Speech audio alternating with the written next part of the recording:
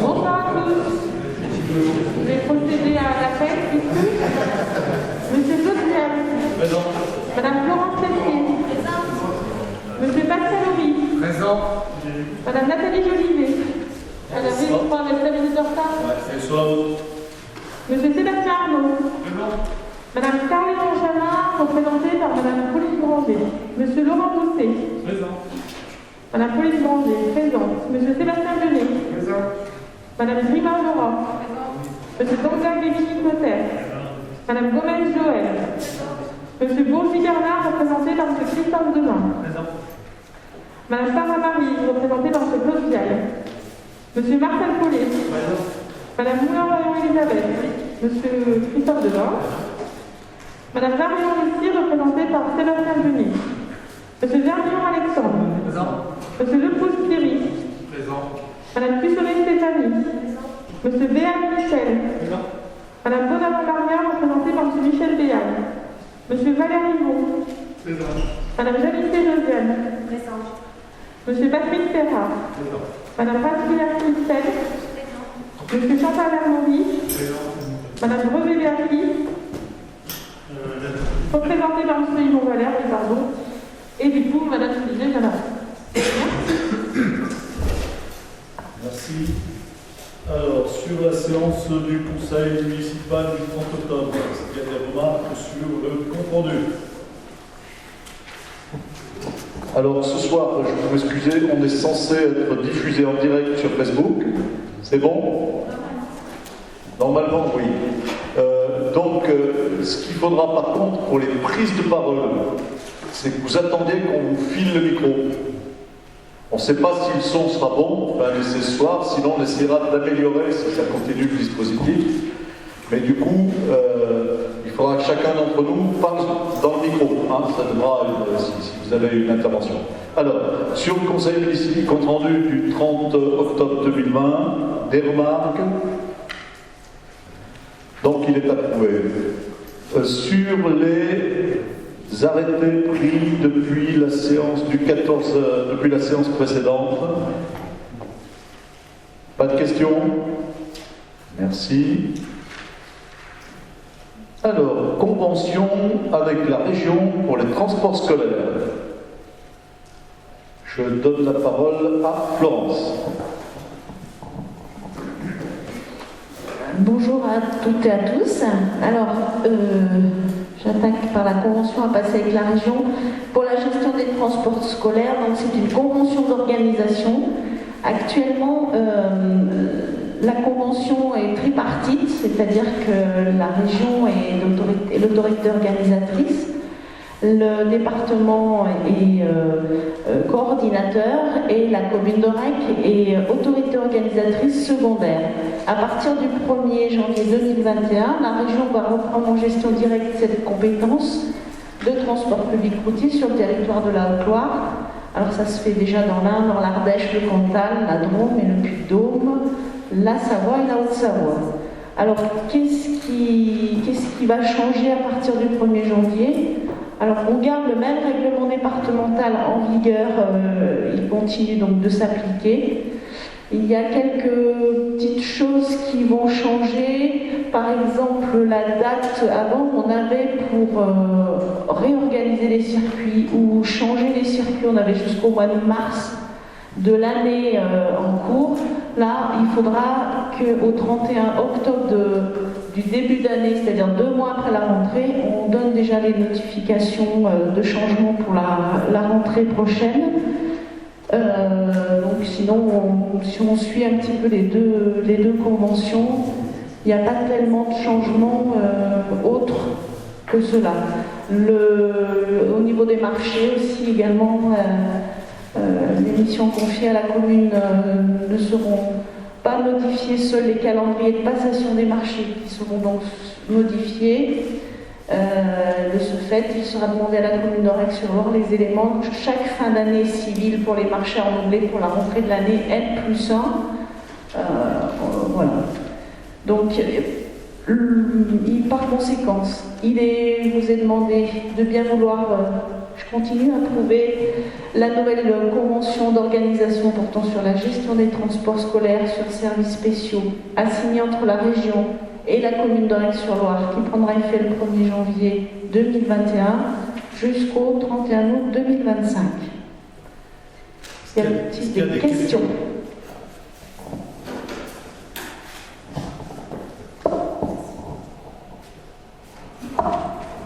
Alors, s'il n'y a pas de questions, des avis contraires, des abstentions, merci. Charte régionale d'entretien.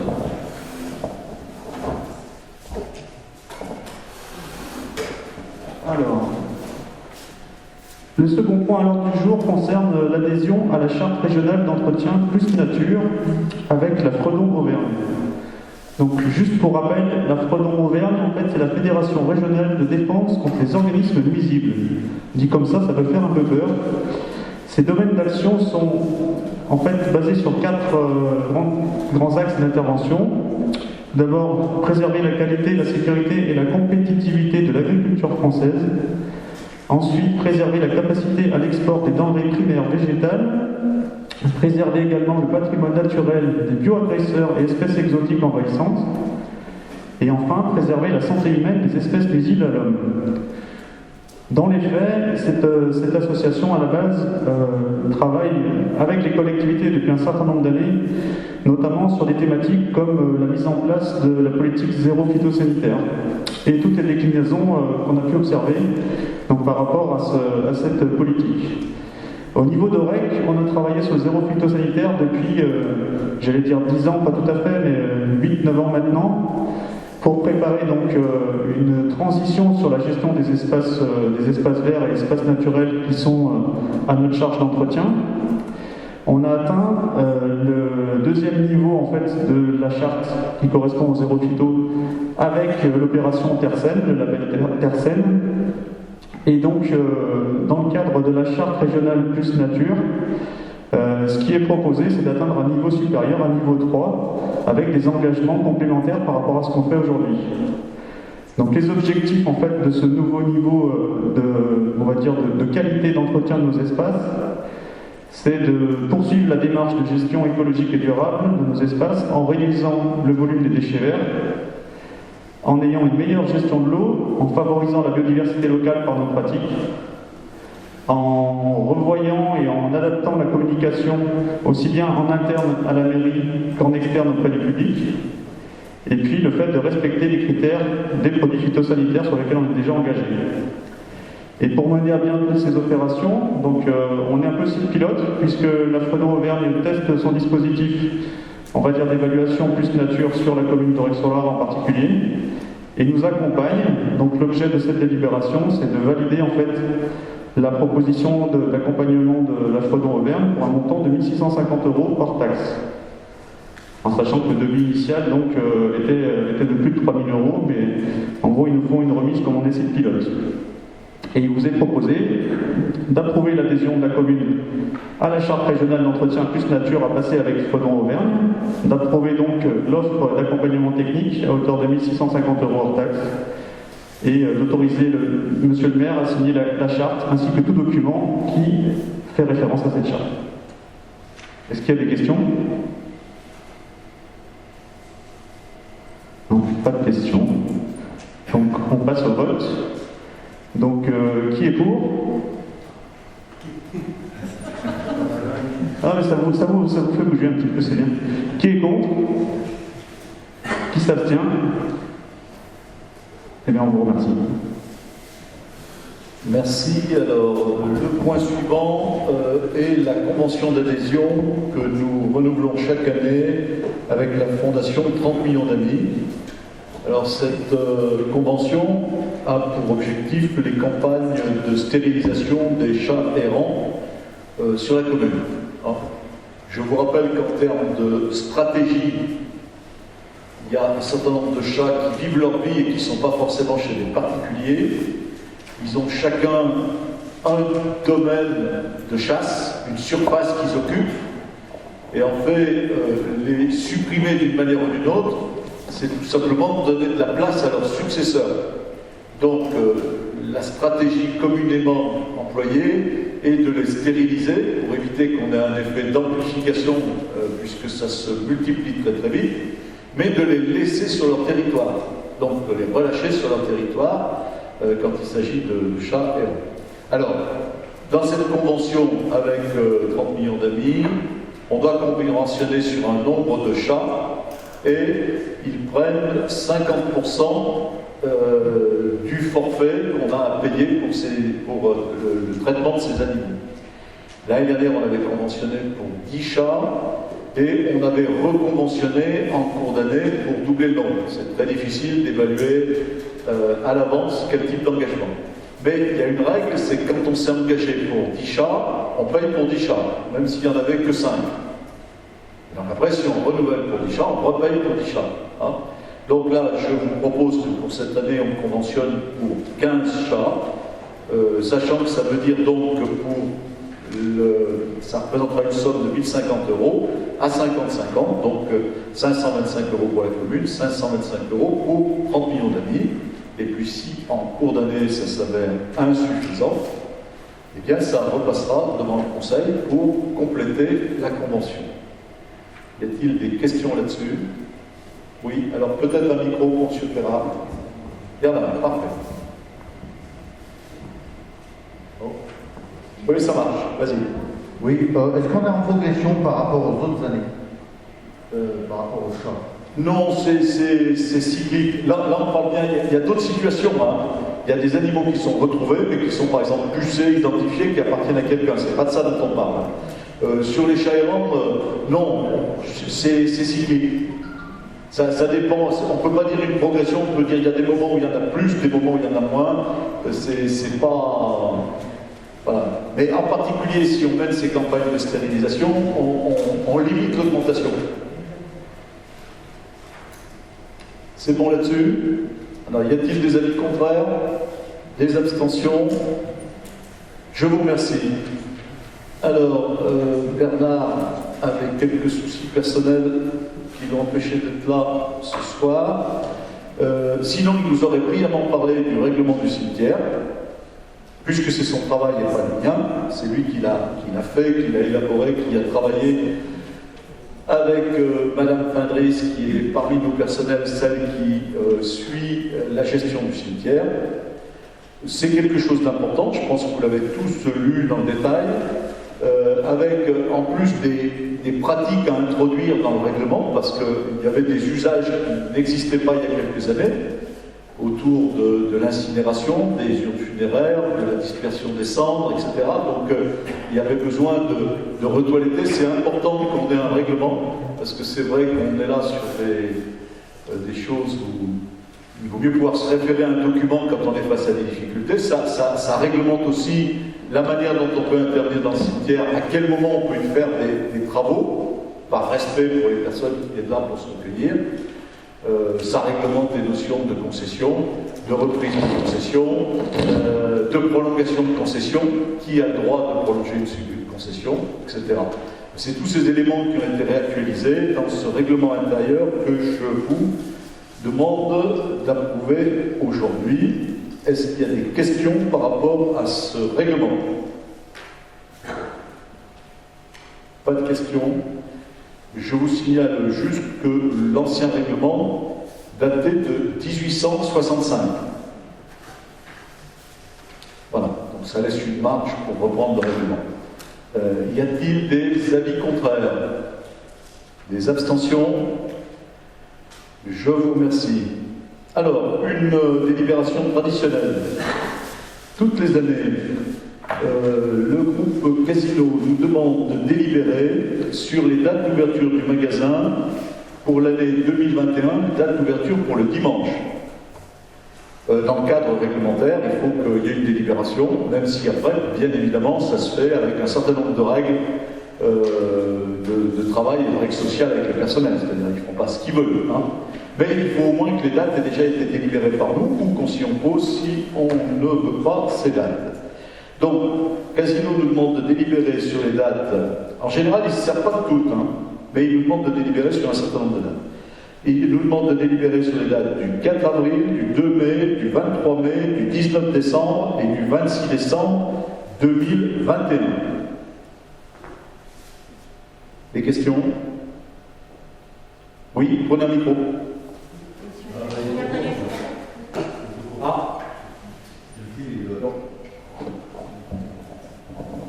Bougez de 2-3 mètres, si ça vous fait. C'est pas l'idéal, on a un fil trop court. Oui, en fait, je comprends pas. Vous dites, ils se servent pas toutes ces dates, mais dans la mesure où ils sont ouverts tous les dimanches, je comprends pas. Parce qu'on... C'est souvent des dates charnières qui sont soit fériées, soit particulières. Et c'est des amplitudes d'ouverture aussi sur lesquelles ils peuvent jouer à partir du moment où ils sont autorisés à ouvrir. Mais ça, c'est leur gestion, hein, ils sont dans l'obligation de les demander, ils les demandent. Oui, mais alors ils demandent moins que ce qu'ils ouvrent. Parce qu'ils sont bien ouverts tous les dimanches. Ils sont ouverts les dimanches matin. Donc s'ils veulent mener des opérations différentes de celle-ci, il faut qu'ils aient des dates fixées. Qui peuvent être en plus, je vous le dis, des jours dans l'année qui correspondent à des dates fériées ou à des ponts ou à des choses particulières. D'autres questions? Des avis contraires? Des abstentions?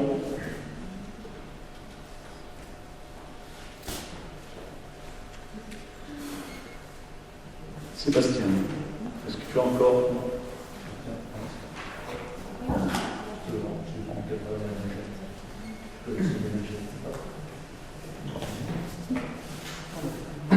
Le point suivant concerne la désignation des délégués auprès de l'association Jardin de Cocagne au fil de l'eau.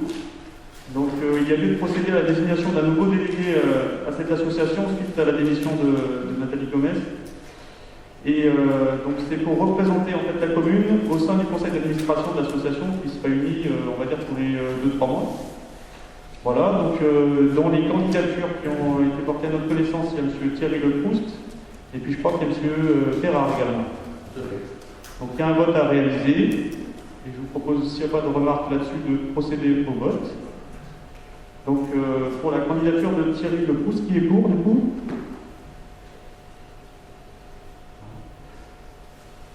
Pour la candidature de M. Ferrard, qui est pour? Qui s'abstient sur le vote, s'il y en a? Très bien. Donc c'est M. Leproust qui sera désigné et qui est élu à cette association au conseil d'administration. Merci.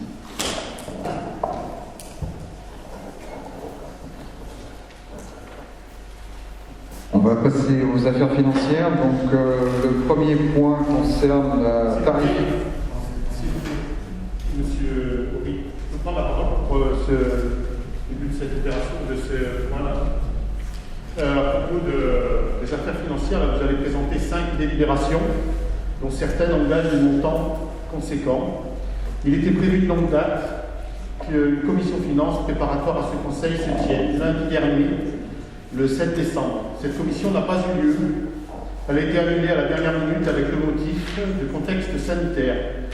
C'est un motif surprenant car au même moment se tenait à la Maison des Associations la commission d'organisation et de suivi du sondage Lidl.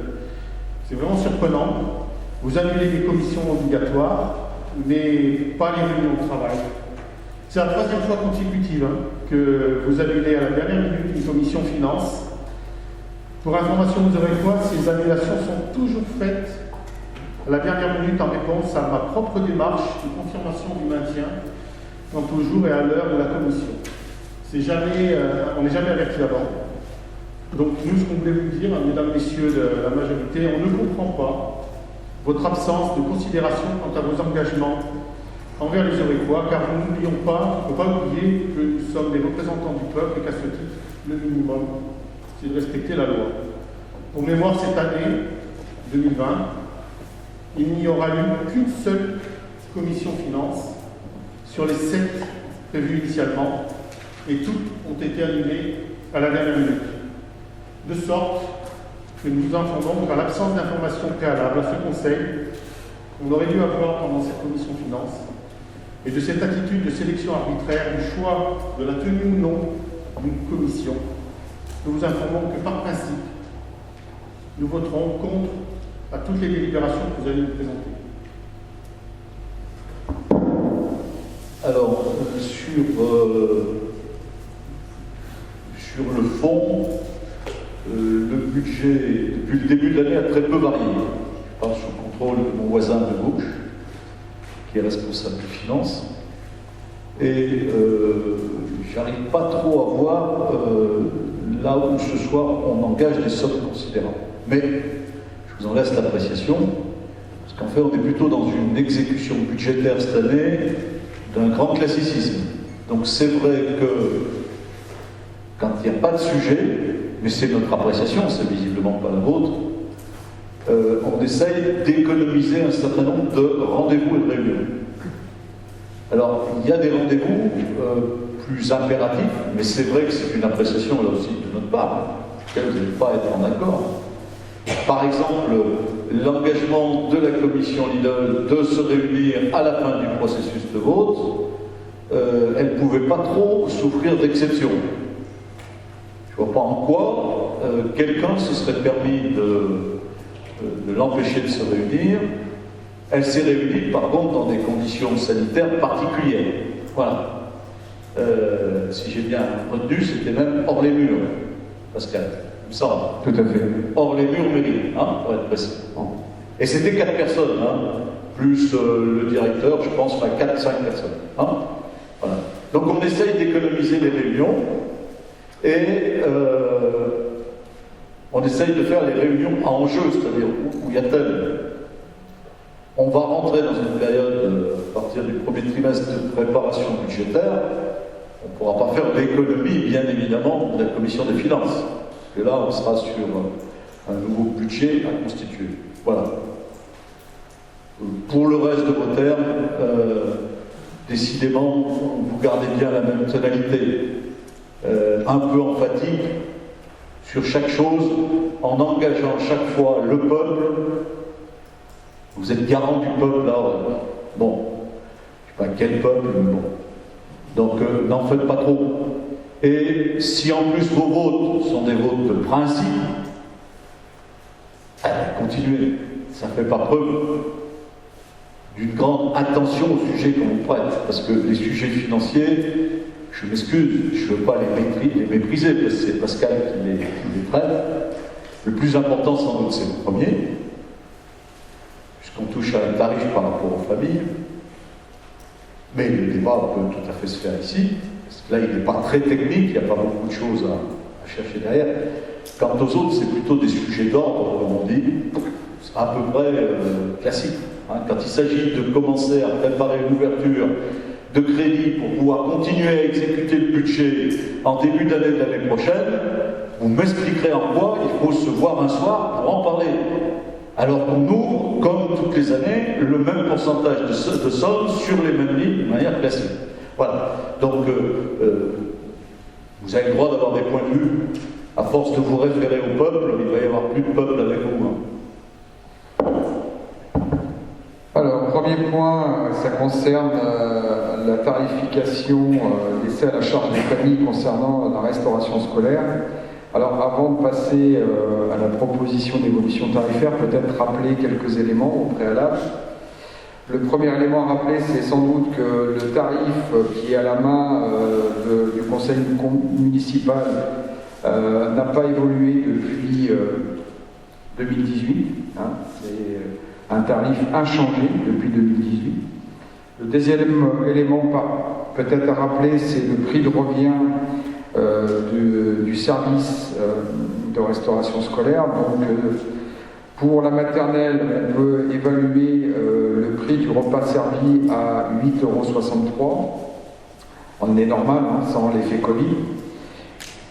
Pour la primaire, on peut évaluer le prix de revient aux alentours de 8,02 €. Et pour le collège, le tarif peut être évalué à 7,31 €. Voilà quelques éléments qui me semblent intéressants et importants peut-être à rappeler. Donc la proposition que l'on vous fait cette année, c'est de à nouveau faire évoluer légèrement le tarif. parce que les charges ont continué à évoluer. On a un contrat qui nous lie avec le prestataire qui fabrique les repas. Dans ce cadre-là, on a une évolution du prix qui est indexé sur un certain nombre d'indicateurs, et donc régulièrement, chaque année, on a une hausse. Les charges de personnel jouent un rôle important dans le prix de revient, et là aussi, les salaires ne sont pas revus à la baisse. Donc, il nous semblait nécessaire de, cette année, pratiquer une légère augmentation, parce qu'à un moment donné, on va être en déphasage entre le prix de revient et la participation des familles. Et si on accentue ce déphasage, c'est les impôts des Orecois qui viennent financer ce que les familles ne payent pas.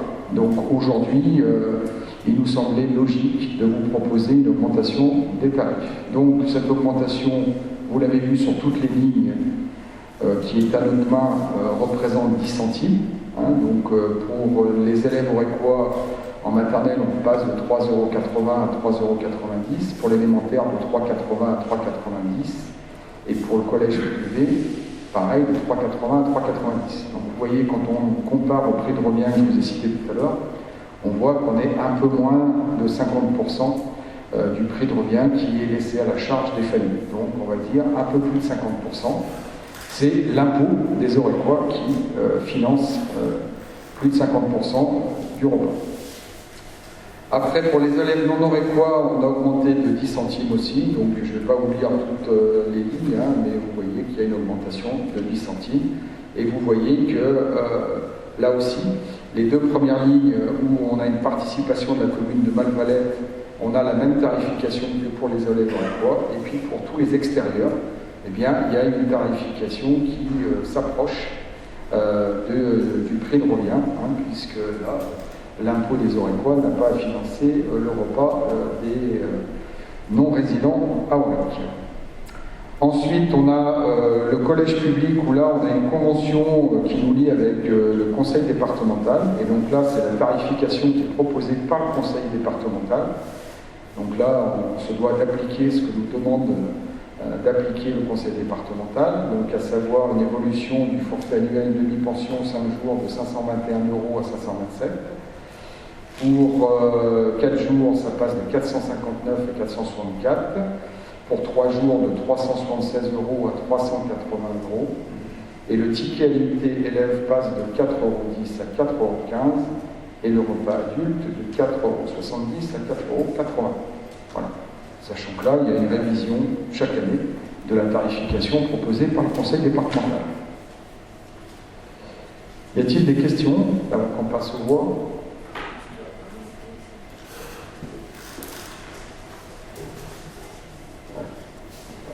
Juste pour compléter ton propos, il y a le prestataire qui augmente régulièrement le tarif du repas, mais il y a également la qualité du repas qui augmente tout au long de notre convention avec le prestataire, qui applique, d'ailleurs je le précise au passage, puisqu'on augmente le taux de produits bio, de produits labellisés et de circuits courts en même temps. Donc c'était juste une précision par rapport au tarif que l'on doit voter. Donc sur la proposition d'évolution tarifaire, y a-t-il des avis contraires? Des abstentions? Non. Donc on considère que vous avez voté contre cette délibération. Donc je le refais alors. Des avis contraires? Ok, merci.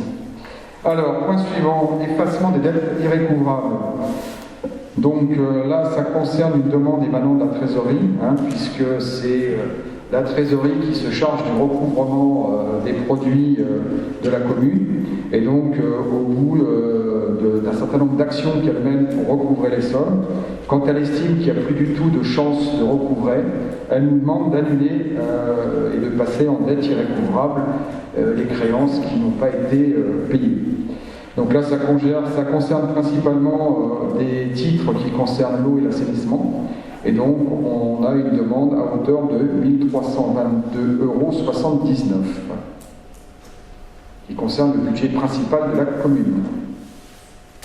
Parce que je vous rappelle, malgré le fait qu'on a transféré les budgets annexes eau et assainissement à la communauté de communes, on reste redevable des dettes et des créances qui émanent, dont le fait générateur sont antérieurs au transfert de compétences. Des avis contraires? Des abstentions? Alors ensuite, on a le budget des décisions modificatives au niveau du budget principal de la commune. Donc, c'est en lien direct avec la délibération qui vient d'être votée. On a besoin d'augmenter les crédits sur le poste titre annulé pour justement pouvoir annuler ces 1 322,79 €. Et donc, on vous propose une augmentation de ce crédit à hauteur de 3 000 €.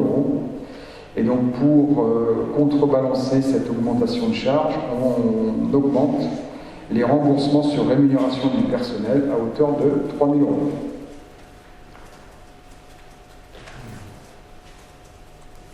Les avis contraires? Des abstentions? Merci. Sur le budget annexe de la restauration scolaire, donc on a besoin d'augmenter le poste combustible à hauteur de 10 000 €. Donc ça, c'est dû au fait qu'on a eu un changement de prestataire au niveau du gaz. Et donc en fait, en 2019, on a bénéficié artificiellement d'une facturation qui était moins élevée. En fait, le second semestre 2019 n'avait pas été facturé. Et donc sur 2020, avec le changement de prestataire, on se retrouve à devoir assumer à peu près 18 mois de charges de gaz sur le restaurant scolaire. Donc du coup, vous l'avez compris, on est obligé de réajuster le budget qui était prévu sur ce poste-là, puisque nous, on raisonnait à budget constant, et donc c'est pour cela qu'on est obligé d'augmenter de 10 000 € le poste combustible. Donc pour équilibrer, on a augmenté les recettes du poste 70 676 pour 10 000 €. Des avis contraires? Des abstentions? Merci. Alors, point suivant, ça concerne une délibération habituelle pour cette période de l'année, puisque comme nous n'avons pas voté encore le budget primitif 2021, pour assurer la continuité des paiements des factures, notamment d'investissement, nous avons besoin d'ouvrir des crédits en section d'investissement en 2021. Et donc, la loi nous autorise d'ouvrir des crédits dans la limite du quart des crédits ouverts au titre du budget primitif de l'année en cours. Voilà, donc c'est ce qu'on vous propose de faire, donc d'ouvrir des crédits à hauteur du quart de l'inscription qui avait été prévue dans le budget primitif 2020 pour la section d'investissement du budget principal de la commune.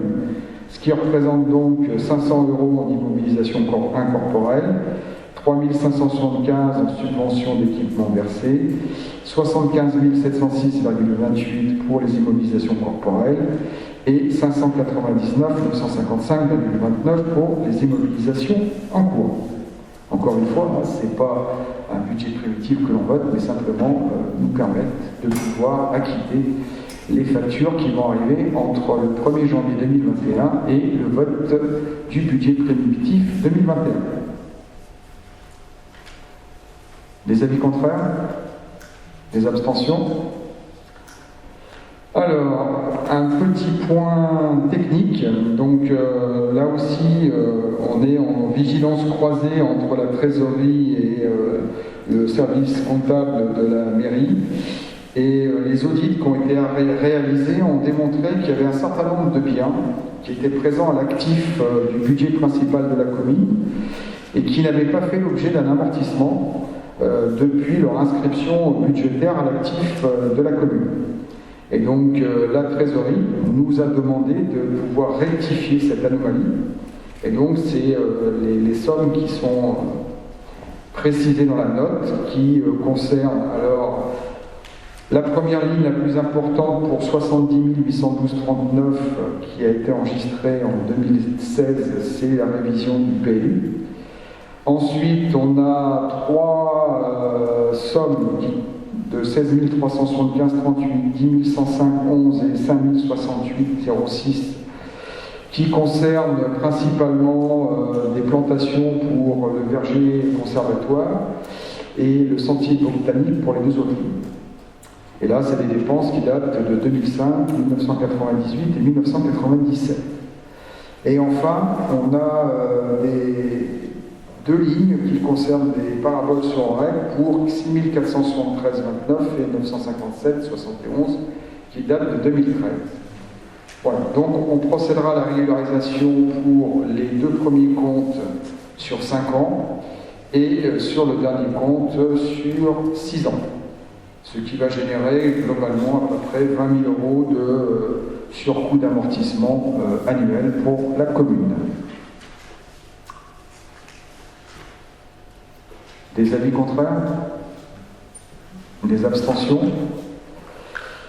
Dernier point peut-être qui n'est pas inscrit à l'ordre du jour, mais qui est arrivé entre le moment où on a défini l'ordre du jour du conseil municipal. On a eu une demande de l'Office des sports d'Aurec pour se voir attribuer une subvention exceptionnelle.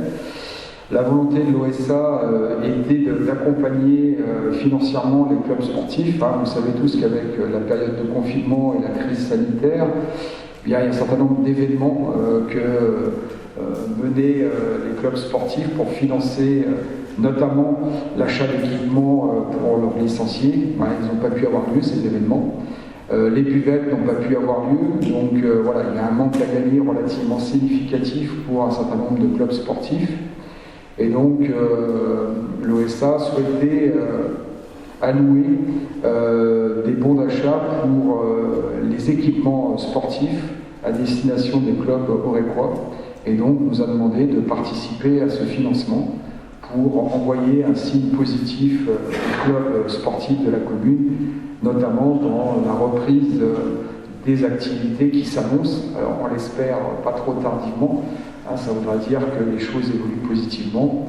Et donc on vous propose d'allouer 2 800 € qui correspond au reliquat qui nous reste sur la ligne subvention exceptionnelle. Donc ça nous permettra de pouvoir allouer de façon complémentaire à l'OSA 2 800 €. Je sais que l'OSA a eu un peu moins de dépenses là-dessus sur l'année 2020, compte tenu d'un certain nombre il y a eu là aussi des annulations de manifestations qui étaient à la charge de l'OSA. Et donc l'OSA va pratiquement doubler la somme. Et donc voilà, c'est une enveloppe à peu près de 5 500 € qui sera allouée sous forme de bon d'achat pour l'équipement, permettant justement au club, voilà, souvent quand on a des économies à faire dans les clubs, on va piocher sur cette ligne-là, on ne se rééquipe pas, et souvent c'est les jeunes qui en pâtissent, ils n'ont pas de renouvellement de ballons, de chasubles, voilà, d'équipements en tout genre. Et donc ça nous semblait intéressant de pouvoir accompagner la demande de l'OSA en la matière. Voilà. Est-ce qu'il y a des avis contraires par rapport à cette demande de l'OSA? Des abstentions? Eh bien, merci.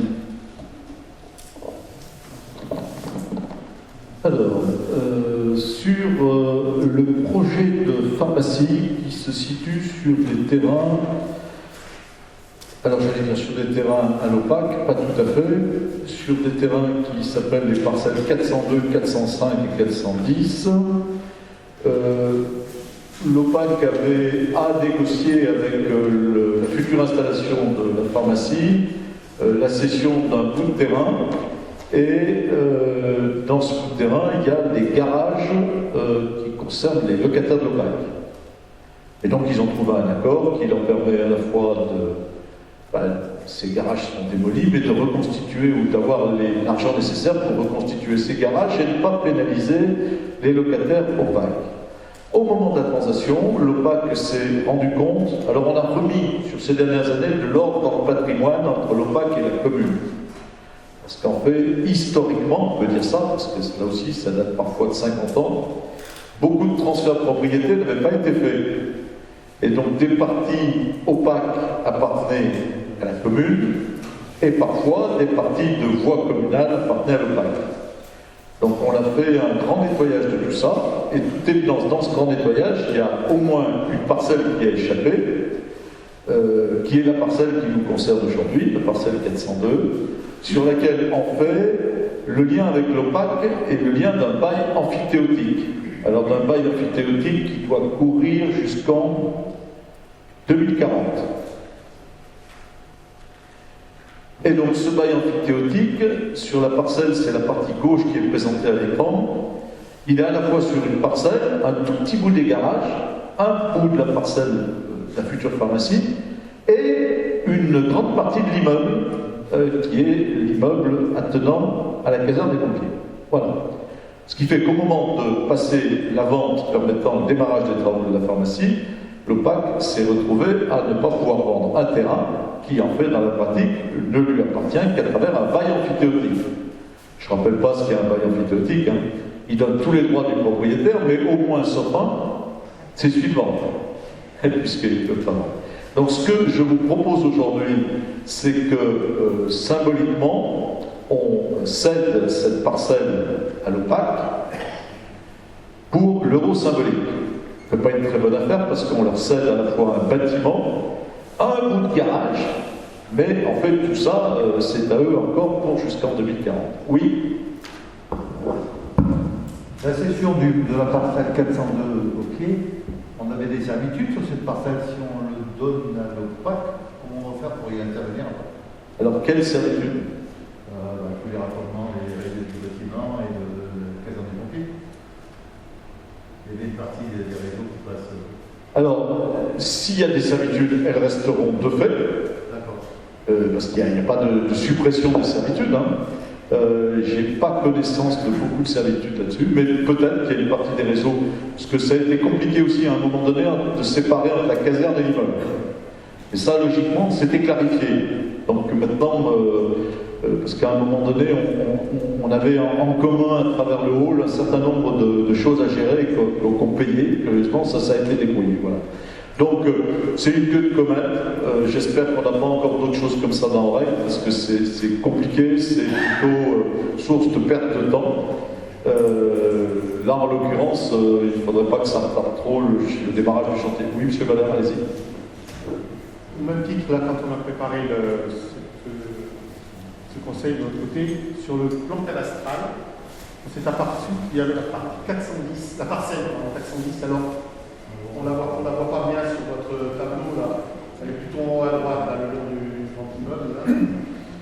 Et on se posait la question de savoir est-ce qu'il est dans le même cas de figure que le 402, cette parcelle, est-ce qu'elle est dans le même cas, ou bien est-ce qu'elle a déjà été transférée à l'autre? Écoutez, je ne vous répondrai pas parce que je ne sais pas quelle est la nature de la parcelle, mais c'est facile à vérifier. Normalement, on a toiletté l'ensemble du patrimoine. Et une fois que je vous dis ça, vous voyez bien que c'est faux, puisque aujourd'hui, on est obligé de rattraper des coûts existants.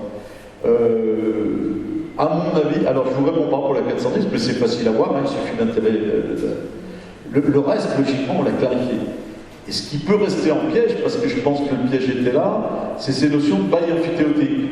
C'est-à-dire qu'on a oublié des trucs comme ça, parce qu'en fait, l'OPAC les a considérés comme en pleine propriété, et n'a pas fait le... Parce que c'est lui qui avait fait le point sur ce qu'il fallait basculer, ce qui était faux, ce qui était vrai, puis nous après on avait constaté, mais on n'avait pas cherché plus loin. Hein, donc voilà. C'est bon là-dessus? Y a-t-il des avis contraires? Des abstentions? Je vous remercie. Ça permettra de poursuivre cette opération le plus rapidement possible. Ensuite, je vais vous donner la parole.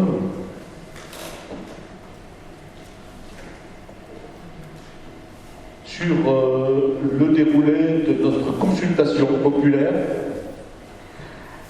Alors, je vais commencer à faire peut-être le compte-rendu du groupe de travail qui a été constitué, puis peut-être mes collègues souhaiteront compléter. Donc, peut-être rappeler qu'effectivement, on avait choisi, compte tenu de la crise sanitaire dans laquelle nous étions, d'avoir une consultation de la population par voie digitale. Donc c'était la première fois sur OREC qu'on organisait ce mode de consultation, et d'autant plus de façon digitale. Donc la première leçon qu'on peut en tirer, c'est une grande satisfaction, parce qu'on a eu une constance du prestataire, puisqu'on n'a détecté aucune problématique rencontrée par les gens qui souhaitaient s'exprimer. Donc on va dire que le prestataire a répondu présent et donc a tenu ses engagements.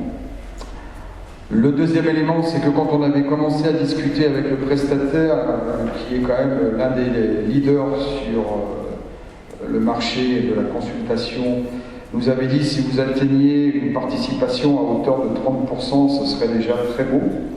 Donc quand on voit qu'aujourd'hui, la participation sur OREC, c'est presque 50%, on est à 49,68% de participation, donc là, on peut que remercier l'ensemble des électeurs d'OREC de s'être fortement exprimés sur le sujet. Après, ce qu'on peut tirer comme enseignement, c'est que sur les 4575 électeurs inscrits au moment du vote, donc il y en a 2273 qui se sont exprimés, il y en a 34 qui se sont abstenus. Sur les 2239 donc, suffrages exprimés, il y en a eu 1364 pour le oui, donc soit 60,92% d'avis positifs sur le projet, enfin sur la question posée, et 875 de votes négatifs, soit 39,08. Donc là aussi, une deuxième satisfaction, c'est qu'on a eu un vote tranché. Il n'y a pas eu, je dirais, un 50,1, 49,9, donc c'est quand même pour nous important. Ensuite, on s'est donc voilà une grande satisfaction du mode opératoire, et je pense que la participation démontre qu'on avait tout intérêt à pratiquer de la sorte. On a réuni donc le groupe de travail qui, donc, pour rappel, est composé de Patrice Perrard, Josiane Zanissé, Bernard Bourgie et moi-même. Et donc on a fait un petit débriefing de la consultation telle que nous on l'avait vécu, puisqu'on était le groupe de travail qui a dû suivre toute cette consultation-là. Donc un merci à l'ensemble du conseil municipal, parce que vous avez été présents en mairie pour accompagner les Orécois qui n'avaient pas de matériel, qui ne se sentaient pas à l'aise pour voter sans une aide.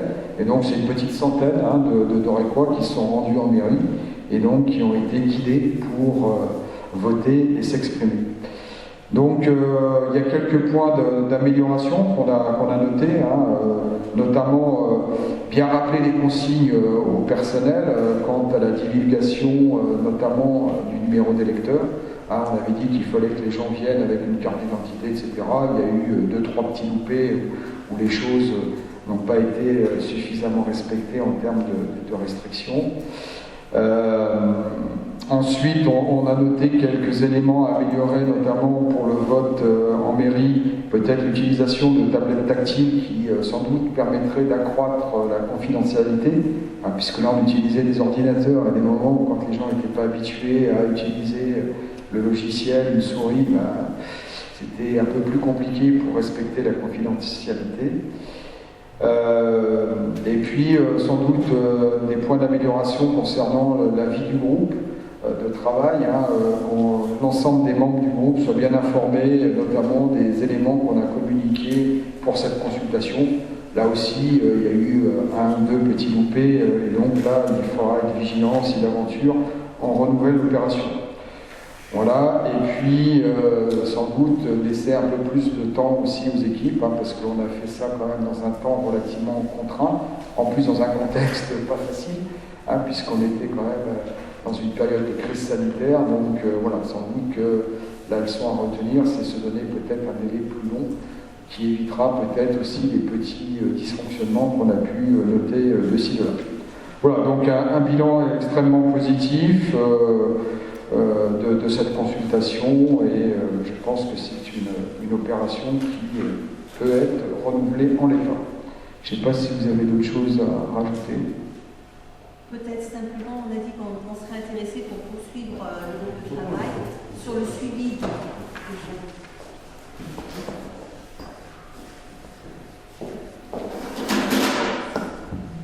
Oui, le groupe de travail disait que finalement, ce serait intéressant de mener à terme ce suivi. On a commencé et aujourd'hui, on aimerait bien poursuivre le groupe de travail, voire d'autres personnes, pour mener à terme ce projet, voilà, en respectant les conseillers qui avaient initialement été demandés à l'IDEL. C'est peut-être le seul point qui nous manque à rajouter parmi tout ce que tu as pu dire. Monsieur Ferrat, vous voulez dire un mot? Donc oui, ce que tu as dit, c'était le gros point. Au départ, ça bloquait un petit peu, c'est logique, c'était le premier. Donc le prochain, j'espère que ce sera nickel propre, comme on dit. Il faut bien toujours un premier. Non, moi franchement, on aime bien, je ne sais pas les aides, mais je trouve qu'on a vraiment été correct dans tous les sens. À renouveler, si c'est possible sur la commune, pourquoi pas. Par contre, c'est vrai, être après associé au projet derrière, c'est pour du travail toujours y être. On est demandeur. Enfin, pour ma part, on est demandeur. Merci. Est-ce qu'éventuellement il y a d'autres gens qui souhaitent rajouter quelque chose, puisque d'autres gens gravitaient autour, donc non. Ok, alors moi, no comment là-dessus. J'ai pris un parti qui était celui de ne pas me mêler de ce groupe de 4 personnes. J'ai d'ailleurs pas assisté aux réunions, je pense, peut-être celle de lancement, mais peu. Je souhaitais que ce groupe ne soit pas sous la coupe de ma personnalité qui aurait pu les étouffer. Enfin, je pense qu'ils ont tellement de personnalité qu'ils n'auraient pas été non plus étouffés. C'est les entrailles. En fait, je souhaitais que ce groupe puisse travailler normalement et trouver son rythme et autres. Il y a des améliorations à apporter si on reproduit le système, parce finalement, on le découvrait en même temps qu'on le pratiquait. Bon. Moi, j'avais beaucoup l'inquiétude de la fiabilité de l'entreprise. C'est-à-dire qu'on ne se retrouve pas avec plein de gens qui nous téléphonent en disant « j'ai essayé, ça ne marche pas, comment se fait-il » etc. Ça, on ne l'a pas eu. Donc, de ce côté-là, le système était fiable. C'est vrai qu'après, il y a une problématique sur les gens qui ne votent pas de chez eux. Et que ça, il faut la travailler, parce qu'on ne voyait pas bien. Parce qu'en plus, il y a des gens autonomes, donc une très grande partie de ceux qui sont venus en mairie, une fois qu'ils étaient devant l'ordinateur, ils avaient besoin de personne.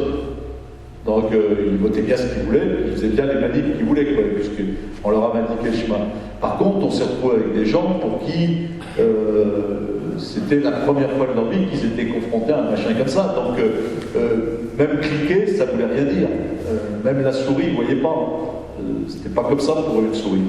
Donc c'est vrai qu'à ce moment-là, je ne sais pas comment on peut faire pour que ces personnes-là, leur vote, elles puissent quand même le faire seules, sans avoir quelqu'un sur le dos. Voilà. Après, de toute évidence, en mairie, je n'ai pas senti une pression particulière. C'est-à-dire que les gens qui venaient là, avant de rentrer dans la mairie, ils savaient déjà ce qu'ils allaient voter. Donc, je veux dire, je n'ai pas senti qu'après, il pouvait y avoir un argumentaire. C'est simplement plutôt technique, c'est-à-dire que comment leur donner plus d'autonomie, comment reproduire le secret de l'isoloir, comment on peut trouver une technique pour qu'il y ait quand même ce mode alternatif, mais qu'on soit bien dans le même secret ou dans la même distance que l'isoloir pour faire son choix. Bon. Compte tenu de ce résultat, alors je vous rappelle juste pour mémoire que le groupe avait dit il y a plus de 30%, il me semble, ça sera un résultat significatif, 30% de participation, et nous avait suggéré qu'au-delà de 30%, on suive le résultat de ce groupe. Bon, je pense qu'on est dans ce cas de figure. On n'est pas à 30 mais à 50, et en plus on n'est pas à une voix près, mais plutôt à 400 ou 500 voix de différence, ce qui est un écart assez significatif. Donc il faut prendre les choses en tant que telles. Voilà. Alors, je vais vous proposer 2 délibérations. Donc la première, c'est pour délibérer et m'autoriser à négocier avec la société Lidl la cession de la parcelle de terrain communal, puisque c'est le début de cette affaire. Donc, je vous lis cette délibération. Parce que dans ce dossier, et pour la suite de ce dossier, nous serons très attentifs, bien sûr, à la forme juridique. La commune d'Aurec-sur-Loire a été contactée par la société Lidl qui souhaite implanter l'un de ses magasins sur la commune. Cette société a identifié diverses parcelles, parmi lesquelles figure une parcelle communale, cadastrée section AL 160. La société Lidl a fait part à la commune de son souhait d'acquérir cette parcelle.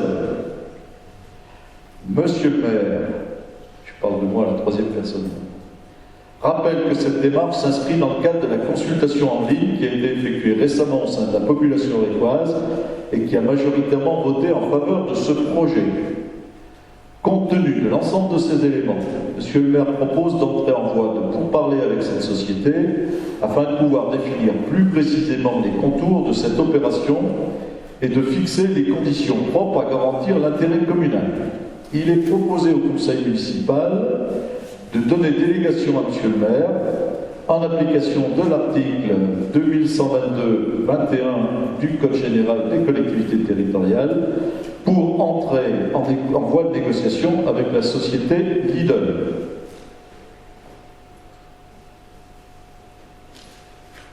Est-ce qu'il y a des questions par rapport à cette délibération? Alors, micro.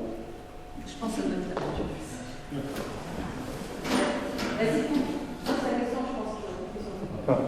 oui, la question qu'on va me poser à propos de cette négociation, elle porte exclusivement sur le prix, c'est ça? Oui. D'accord. Quelles sont la liberté que l'on a, la commune, pour négocier sur ce prix, au regard des obligations éventuelles, des contraintes, des limites qui pourraient être posées par les domaines? Alors, on a une estimation qui avait été faite de ce terrain, qui doit être autour, je parle de mémoire, donc je vous demanderai de partager le chiffre, on le remettra peut-être au compte rendu.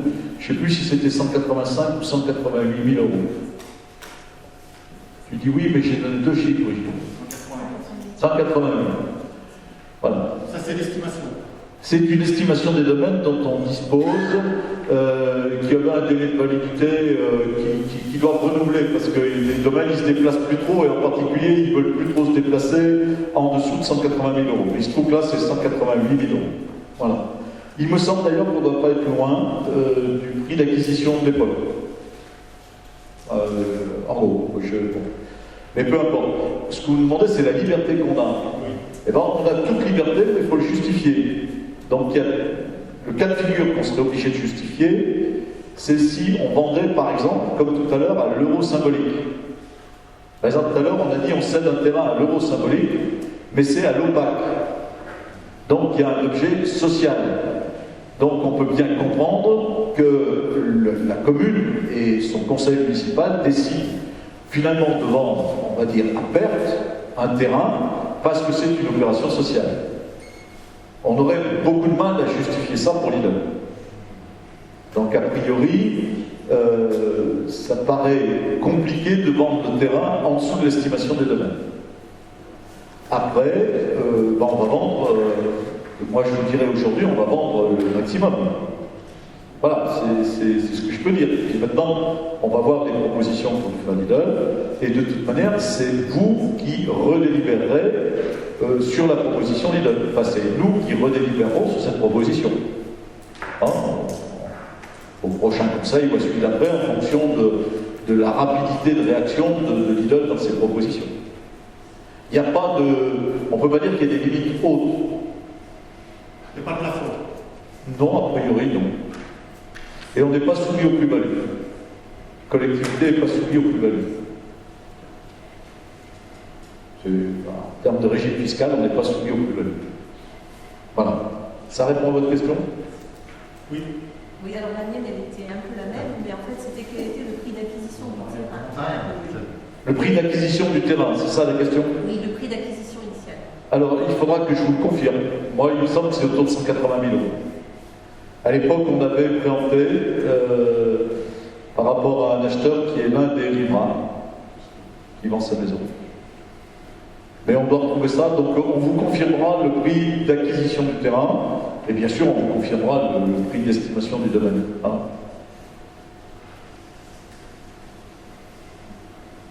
C'est bon sur ce point-là?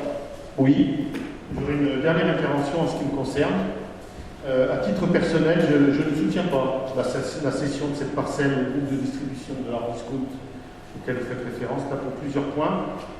D'abord, si j'ai soutenu cette consultation citoyenne, c'est parce que je suis convaincu qu'il faut intégrer à nos réflexions d'élus les avis des habitants. Pour autant, je rejette l'absence de tout débat qu'il y a eu quant au choix du site. On a vécu dans la dernière mandature des cas où on a débattu. Je fais référence à la chambre funéraire, on fait référence aussi à la déchetterie, et on était arrivé à des choix de terrain qui convenaient au plus grand nombre en tout cas. Moi je vous rappelle aussi ce que je vous avais déjà dit il y a 2 conseils de ça, me semble-t-il. Vous étiez quand même engagé il y a 1 an à dire que vous ne vendriez pas cette parcelle. Enfin, en tout cas, la mairie n'était pas vendeur de cette parcelle et que vous ne vouliez pas changer le PLU. Par ailleurs, vous avez dit que cette cession de parcelle financerait la couverte, une halle couverte. Moi, j'aurais largement préféré qu'on ait un réel débat à travers cette consultation citoyenne et puis le débat qu'on peut avoir ici, ou à travers les commissions de travail. J'aurais préféré qu'il y ait un débat sur la politique commerciale de la commune, avec une réelle stratégie structurante en toile de fond de tout ça. Voilà. Puis un dernier point, je vous avais posé la question, vous ne m'avez pas répondu à l'époque.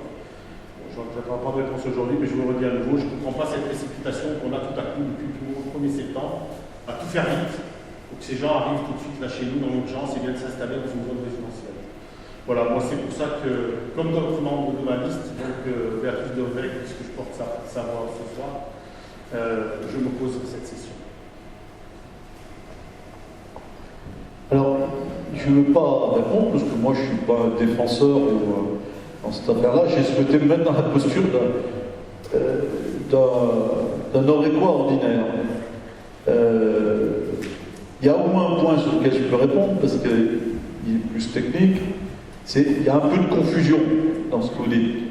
Parce qu'il y a une caractéristique de la déchetterie, ainsi qu'une caractéristique de la chambre funéraire. C'est que c'est des équipements publics. Donc il est bien évident que c'est nous qui étions les auteurs de ces équipements, qui les portions pour la commune et qui décidions de la localisation. Donc si vous souhaitez avoir un débat avec Lidl sur le choix de son implantation, vous pouvez, mais c'est lui qui a été à cet endroit et qui a sollicité des gens. C'est pas nous qui l'avons invité à cet endroit. Et donc, c'est pour ça qu'il n'y a pas de question là-dessus. Parce que la question n'était pas voulez-vous un Lidl? Et après on lui dira où il peut aller. La question était voulez-vous d'un Lidl là où il veut se mettre? C'est une question entière. Parce que c'est celle qui nous était posée, y compris par Lidl. Donc on relaye. Donc voilà, c'est juste pour la compréhension. Moi je veux bien qu'après on puisse faire tout et n'importe quoi. Mais si on avait dépensé de l'argent dans une consultation pour demander aux gens s'ils voulaient Lidl ailleurs sur la commune, on aurait dépensé de l'argent. Parce que dans la pratique, Lidl, lui, il ne veut pas aller ailleurs. C'est aussi simple que ça. Donc c'était pas la question. Mais une fois dit ça, vous avez vu, je ne vous ai pas donné un sentiment personnel, je vous dis que c'était pas la question. Et le reste, c'était des équipements publics. Donc les équipements publics, oui, on est légitime à les implanter là où on veut, comme on veut. Par contre, si M. Dupont, bien à Orec, achète un terrain, ou veut acheter un terrain et construire sa maison, vous n'avez aucune légitimité, nous tous, hein, le vous, c'est pas vous, M. Valère, pour lui dire, écoutez, non, nous, on préférait que vous achetiez ailleurs. Hein. Là, on était dans... Mais par contre, on avait le pouvoir, à travers cette consultation populaire, c'est vous qui citiez le peuple tout à l'heure, le peuple aurécois avait le droit de refuser qu'on réponde à cet équipement. Voilà. Et il avait le droit d'accepter qu'on implante cet équipement. C'est ce qu'ils ont fait. Moi, je ne commande pas trop cet aspect-là. Oui, monsieur. Oui, je voudrais revenir sur l'achat en 2014, en mars 2014. Vous aviez fait droit de préemption et vous aviez justifié ce droit de préemption en mentionnant textuellement « Il convient de procéder à la préemption de ce bien immobilier dans l'intérêt général en vue de favoriser et de qualifier l'entrée de la ville sur un axe structurant. » Aujourd'hui, je regrette, mais pour moi, c'est pas, vous ne qualifiez pas l'entrée de la ville sur un axe structurant en implantant une nouvelle. Très bien. C'était votre objectif de 2014. Oui, oui. Alors, pour ce qui est de vos intentions par rapport à moi, j'y répondrai, mais une autre fois, parce que ce n'est pas le sujet de fond. Si vous voulez bien, on n'en a rien à foutre. C'est-à-dire, je veux bien que vous reveniez sur une prise de position, que vous lisiez des choses de manière incomplète ou imparfaite. Moi, j'ai le sentiment d'avoir rempli mes objectifs, mais vous avez le sentiment que je ne les ai pas remplis. Dans le même article de presse que citait M. Valère, il y a un an, qui s'était déroulé, j'avais dit, si on doit décider quelque chose, on le fera par consultation populaire. Cette phrase-là, vous ne l'avez pas lue. Mais donc, il y avait bien ouvert le fait que s'il devait se produire quelque chose, ça serait soumis au référendum populaire. Je pense que la presse pourra vous confirmer. Voilà. Sur le reste, oui, on a pris ce terrain pour pouvoir travailler sur l'entrée de règle. Alors, on est dans l'interprétation, et il me semble qu'on n'est pas d'accord entre nous. Il est évident que moi, je vais me battre pour que l'entrée de règle soit de qualité, oui. Ça fait partie de toutes les contraintes qu'on essaie d'imposer à l'immeuble. Moi, je voulais dire un petit mot par rapport à ce qu'a dit M. Valère. J'avoue que je ne comprends pas bien votre positionnement, M. Valère, franchement. Vous dites que vous êtes pour la consultation populaire, on l'organise, et en fait, vous prenez une décision qui va à l'encontre du choix clair des Orécois. Donc j'avoue, moi, à titre personnel, je n'avais pas forcément un avis favorable sur le projet. Voilà. Maintenant, j'ai milité pour qu'on consulte la population, et il me semble que mon devoir d'élu, c'est de respecter le choix des Orécois. Donc franchement, je trouve que votre positionnement est franchement incompréhensible. Voilà, je tenais à vous le dire, parce que moi, je suis respectueux. Quand il y a 50% des Orécois qui s'expriment aussi clairement, je ne comprends pas que vous pouvez vous arroger le droit de dire on les a consultés, ben moi je prends une autre décision. Si d'aventure vous suivez, ça veut dire que là, on a fait une consultation et on dit aux Orécois, je ne tiens pas compte de votre choix, on en prend un autre. Eh bien, franchement, je trouve ça incompréhensible. Alors, c'est mieux formulé que ce que j'avais dit. C'est-à-dire, ne vous trompez pas d'objet, l'objet qui ne s'appelle pas Claude Vial. Quelles que soient vos rancœurs, vos inimitiés, vos manières de voir, on a fixé en commun une méthode de travail. Et ce n'est pas Claude Vial qui a décidé, il faut arrêter. Or, comme vient de bien dire Pascal Horry, dans cette méthode de travail, on avait à l'unanimité indiqué qu'on respecterait le choix des Orécois. À l'unanimité, M. Valère. Et on avait fixé une méthode de travail qui associait l'ensemble des groupes, je vais les appeler comme ça, des gens autour de cette table. Donc aujourd'hui, moi perso, c'est un non-événement. C'est-à-dire qu'on est juste dans on avait choisi une méthode, on a confié la décision à ce que vous appelez dans vos grandes tirades emphatiques le peuple, et finalement, au moment où les Orécois vous disent leur choix, vous vous dites je prends un autre chemin. Ok, vous avez le droit. Bon. Moi je ne veux pas épiloguer là-dessus parce que justement, je n'ai pas voulu me mettre en première ligne. Si ça intéresse des gens, d'ici quelques temps, je pourrais m'en donner mon avis personnel sur le sujet. Mais capitaine, j'ai essayé de mener le navire dans un secteur où en fait, il n'y avait pas de décision évidente autour de cette table. Et c'est pour ça, et c'est peut-être une ouverture pour l'avenir sur d'autres sujets, c'est pour ça qu'on a été chercher l'avis des gens. Je ne dis pas que c'est l'avis des gens enthousiastes de tout le monde, et je le comprends. Mais je pense qu'il y a parfois des mots qui peuvent inspirer des formes de respect. Sinon, il ne faut pas dire que vous voulez vous inspirer de ces modes-là. Parce qu'entre les quelques sondages sur Facebook auxquels vous vous référez, qui étaient plutôt des sondages partisans, et un vote de 2000 Orécois pour fixer une orientation, moi je pense que ça aurait été raisonnable de votre part de suivre le vote des Orécois. Mais vous êtes tout à fait libre et d'en faire en plus un problème claudial. Franchement, ça tourne au ridicule. Parce que là, en l'occurrence, c'est pas moi qui ai fait voter les 2000 € et quoi. J'ai dit, en plaisantant aux journalistes, que finalement, le résultat de l'immeuble était supérieur au score qu'on avait pu faire, nous, aux élections municipales. Donc, vous voyez, c'est pas une affaire partisane. Vous pouvez la ramener où vous voulez. On a choisi une méthode de travail. Ok? Vous vouliez dire encore autre chose? Je peux répondre à M. Horry. M. Horry, je critique pas l'opposition. Faites ce que vous voulez. Ce que je vous ai dit, après je ne comprends pas, M. Vial, pourquoi vous focalisez sur vous. Moi, je vous ai dit que je regrette surtout, c'est l'absence de débat. Il n'y a pas eu de débat. Vous nous avez présenté le 1er septembre, enfin, au mois de septembre, le terrain, ça sera là, ça se trouve ce qu'on veut, machin, patin, tout fin. Moi, j'avais levé la main en vous proposant que justement, on pourrait suggérer d'autres terrains. Vous ne m'avez même pas laissé finir ma phrase à l'époque. C'est ça que je vous souligne, M. Horry. C'est exclusivement ça. Après, reconnaissez, il n'y a pas eu de débat du tout. C'est pas vrai. En plus, pourquoi dans l'urgence? Pourquoi dans l'urgence? C'est tout, M. Horry. On va tourner en boucle. Il ne peut pas y avoir débat sur le terrain. J'ai la mienne, vous l'avez là. Mais non, attendez. On n'allait pas lancer un débat qui d'ailleurs n'était pas notre affaire. Ce débat-là, nous ne le souhaitions pas, il n'était pas dans notre programme. On n'allait pas lancer le débat sur le terrain où il aurait été opportun à Aurec d'installer une grande surface. Il y a eu quelques idées évoquées. Alors on l'aurait baladé d'un quartier à un autre, pour finir je ne sais pas où, en zone industrielle, en zone inondable, avec un débat sur l'emploi. C'était pas le débat. Donc vous voulez faire un débat imaginaire. Il y avait une question posée par un promoteur privé. Et c'est à cette question qu'on a répondu. C'est pas nous qui avons choisi le projet et le projet à cet endroit-là. Voilà, mais on peut tourner en rond là-dessus. Enfin, bon. Donc, je reviens, je vous ai lu la délibération. Est-ce que vous l'avez bien écouté au passage? Parce que là, on est en train de changer de sujet. La délibération, elle est plus simple que ça. C'est bon? Elle était claire, cette délibération? Cette délibération, elle porte sur le fait de m'autoriser à engager des pourparlers avec le groupe Lidl pour obtenir les meilleures conditions sur ce terrain.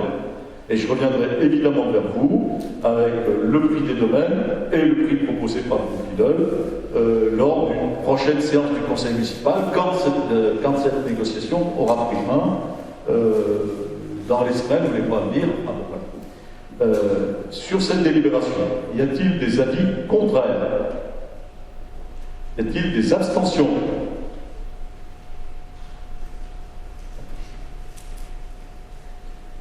Il y a des gens qui ont... Brigitte qui fait attention. Hein, il y a des gens qui ont des pouvoirs. Hein. Je vous remercie. Alors, il y a une deuxième délibération.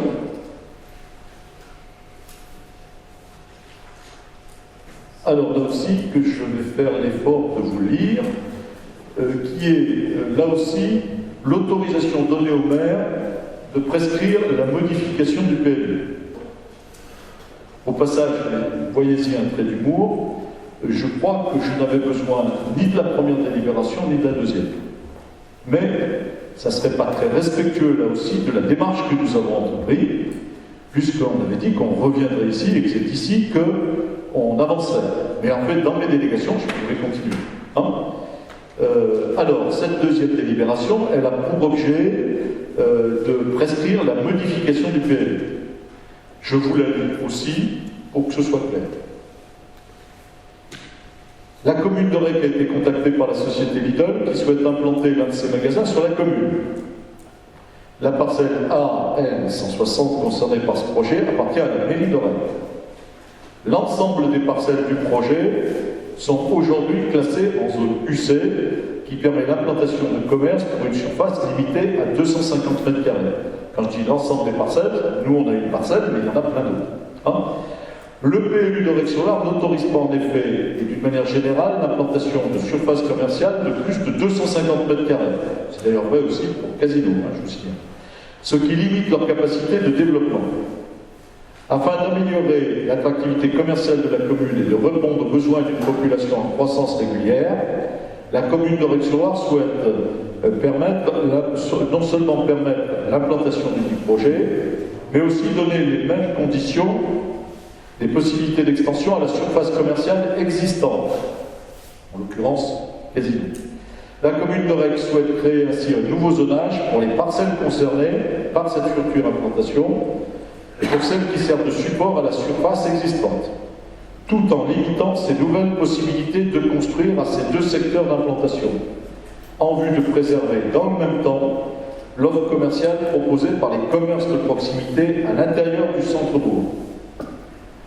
L'évolution envisagée est donc de créer à l'intérieur d'une zone déjà urbanisée et constructive, un nouveau zonage, autorisant l'implantation de surfaces commerciales de taille plus importante, de préciser le contenu du règlement du nouveau zonage ainsi créé, de créer une OAP portant sur ce nouveau zonage afin d'organiser la future implantation et les extensions.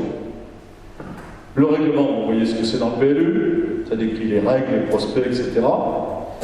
L'OAP, c'est une option d'aménagement qui est proposée sur le terrain et qui permet d'être plus clair et plus restrictif sur ce qu'on impose. Derrière une OAP, dans un règlement, on peut dire il n'y aura pas de sortie à tel endroit, mais dans une OAP, on peut très clairement sur un plan dessiner l'endroit où on veut la sortie. Dans un règlement, on peut dire il faudra telle surface de plantation. Dans une OAP, on peut dessiner l'endroit où on veut les plantations. Voilà. Donc, l'OAP permet de mieux retraduire les souhaits qui ont été exprimés par la collectivité vis-à-vis de ce projet. De mieux les exprimer et les mettre en forme, et donc de mieux les imposer, puisqu'on les rend réglementaires. Considérons que cette modification n'a pas pour conséquence de changer les orientations du plan d'aménagement et de développement durable, ni de réduire un espace boisé classé, une zone agricole ou naturelle, une protection édictée en raison de risques de nuisance, de la qualité des sites, des paysages ou des milieux naturels, ou d'une évolution de nature à induire de graves risques de nuisance, ni d'ouvrir à l'urbanisation une zone à urbaniser, ni encore de fixer une orientation d'aménagement et de programmation de secteur d'aménagement vers la création d'une zone d'aménagement concertée. Tout ça, c'est un peu techno, mais je peux vous répondre s'il y a des questions. En conséquence de cette modification, n'entre pas dans le champ de la procédure de révision. Considérant que cette modification a pour effet de majorer de plus de 20% les possibilités de construire résultant dans la zone. Si on met plus de 250 mètres carrés, sur ce terrain, on aurait pu faire 10 fois 250 mètres carrés, donc 2500 mètres carrés. Et puis, on aurait pu faire des immeubles, puisque c'était juste les commerces qui étaient limités, ou faire un théâtre, ou faire un gymnase, ou faire tout ce qu'on voulait. Mais on ne pouvait pas faire une surface unique de 2500 mètres carrés, par exemple, de commerce. Hein. C'est ça qu'on modifie, et qui, en fait, apporte donc plus de 20% de majoration de la surface. Même si globalement sur la parcelle, on peut en faire plus.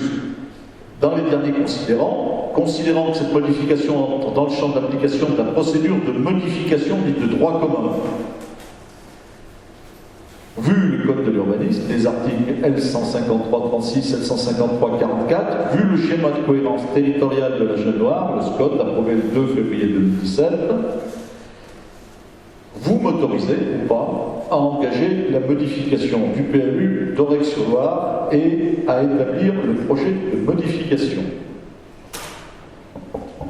Oui, monsieur Perrin, allez-y. Pour la modification, je suis d'accord, mais par qui supporte les coûts? La commune ou l'immeuble? Alors, les règles dans cette affaire sont très précises. Tout à l'heure, j'ai entendu financer une halle couverte. Et là, qui va financer la modification? Là, c'est très très clair la réponse. La collectivité.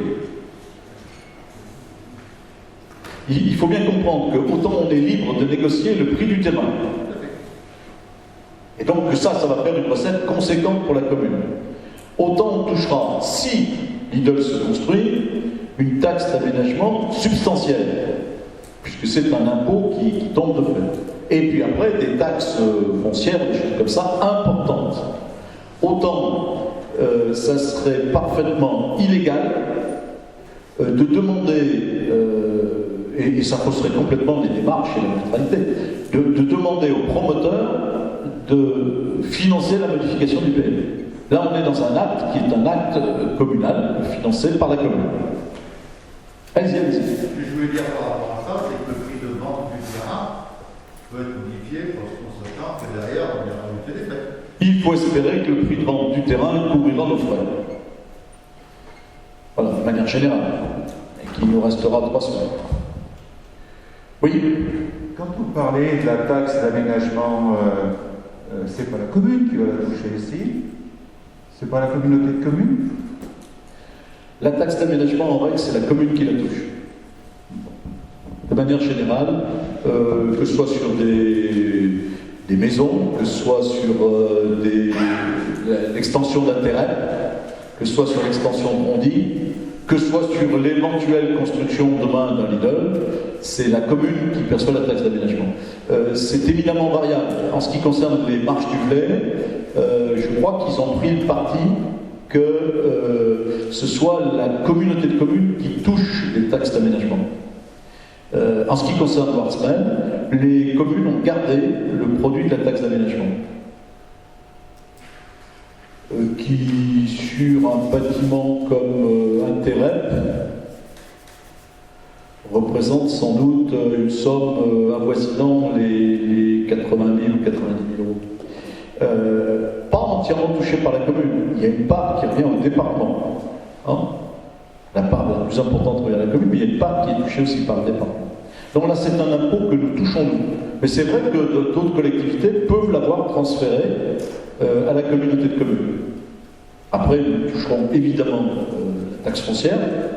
Et par contre, les produits de fiscalité liés à l'activité professionnelle seront, eux, touchés par la communauté de communes. Dans tous les cas de figure, c'est bon pour le territoire et c'est bon pour les gens, mais c'est pas l'objectif c'est pas le sujet, c'était pas l'objectif premier. Ce sera une des conséquences, un des dégâts collatéraux. Sur cette délibération, est-ce qu'il y a d'autres questions? Parce qu'elle est un peu technique. On a pris bien sûr la précaution et la tâche de travailler sur cette délibération avec les représentants de l'État, de la DDT, qui sont ceux qui suivent ce type de démarche, avec les services instructeurs rattachés au pays, avec la personne responsable du SCOT qui puisse nous accompagner, et bien sûr avec les personnes qualifiées qui ont l'habitude de rédiger ce genre de choses. Puisque là, on est vraiment sur du formalisme légal qu'il est important de respecter pour les temps à venir. Pas de questions? Alors, y a-t-il des avis contraires? Des abstentions? Je vous remercie.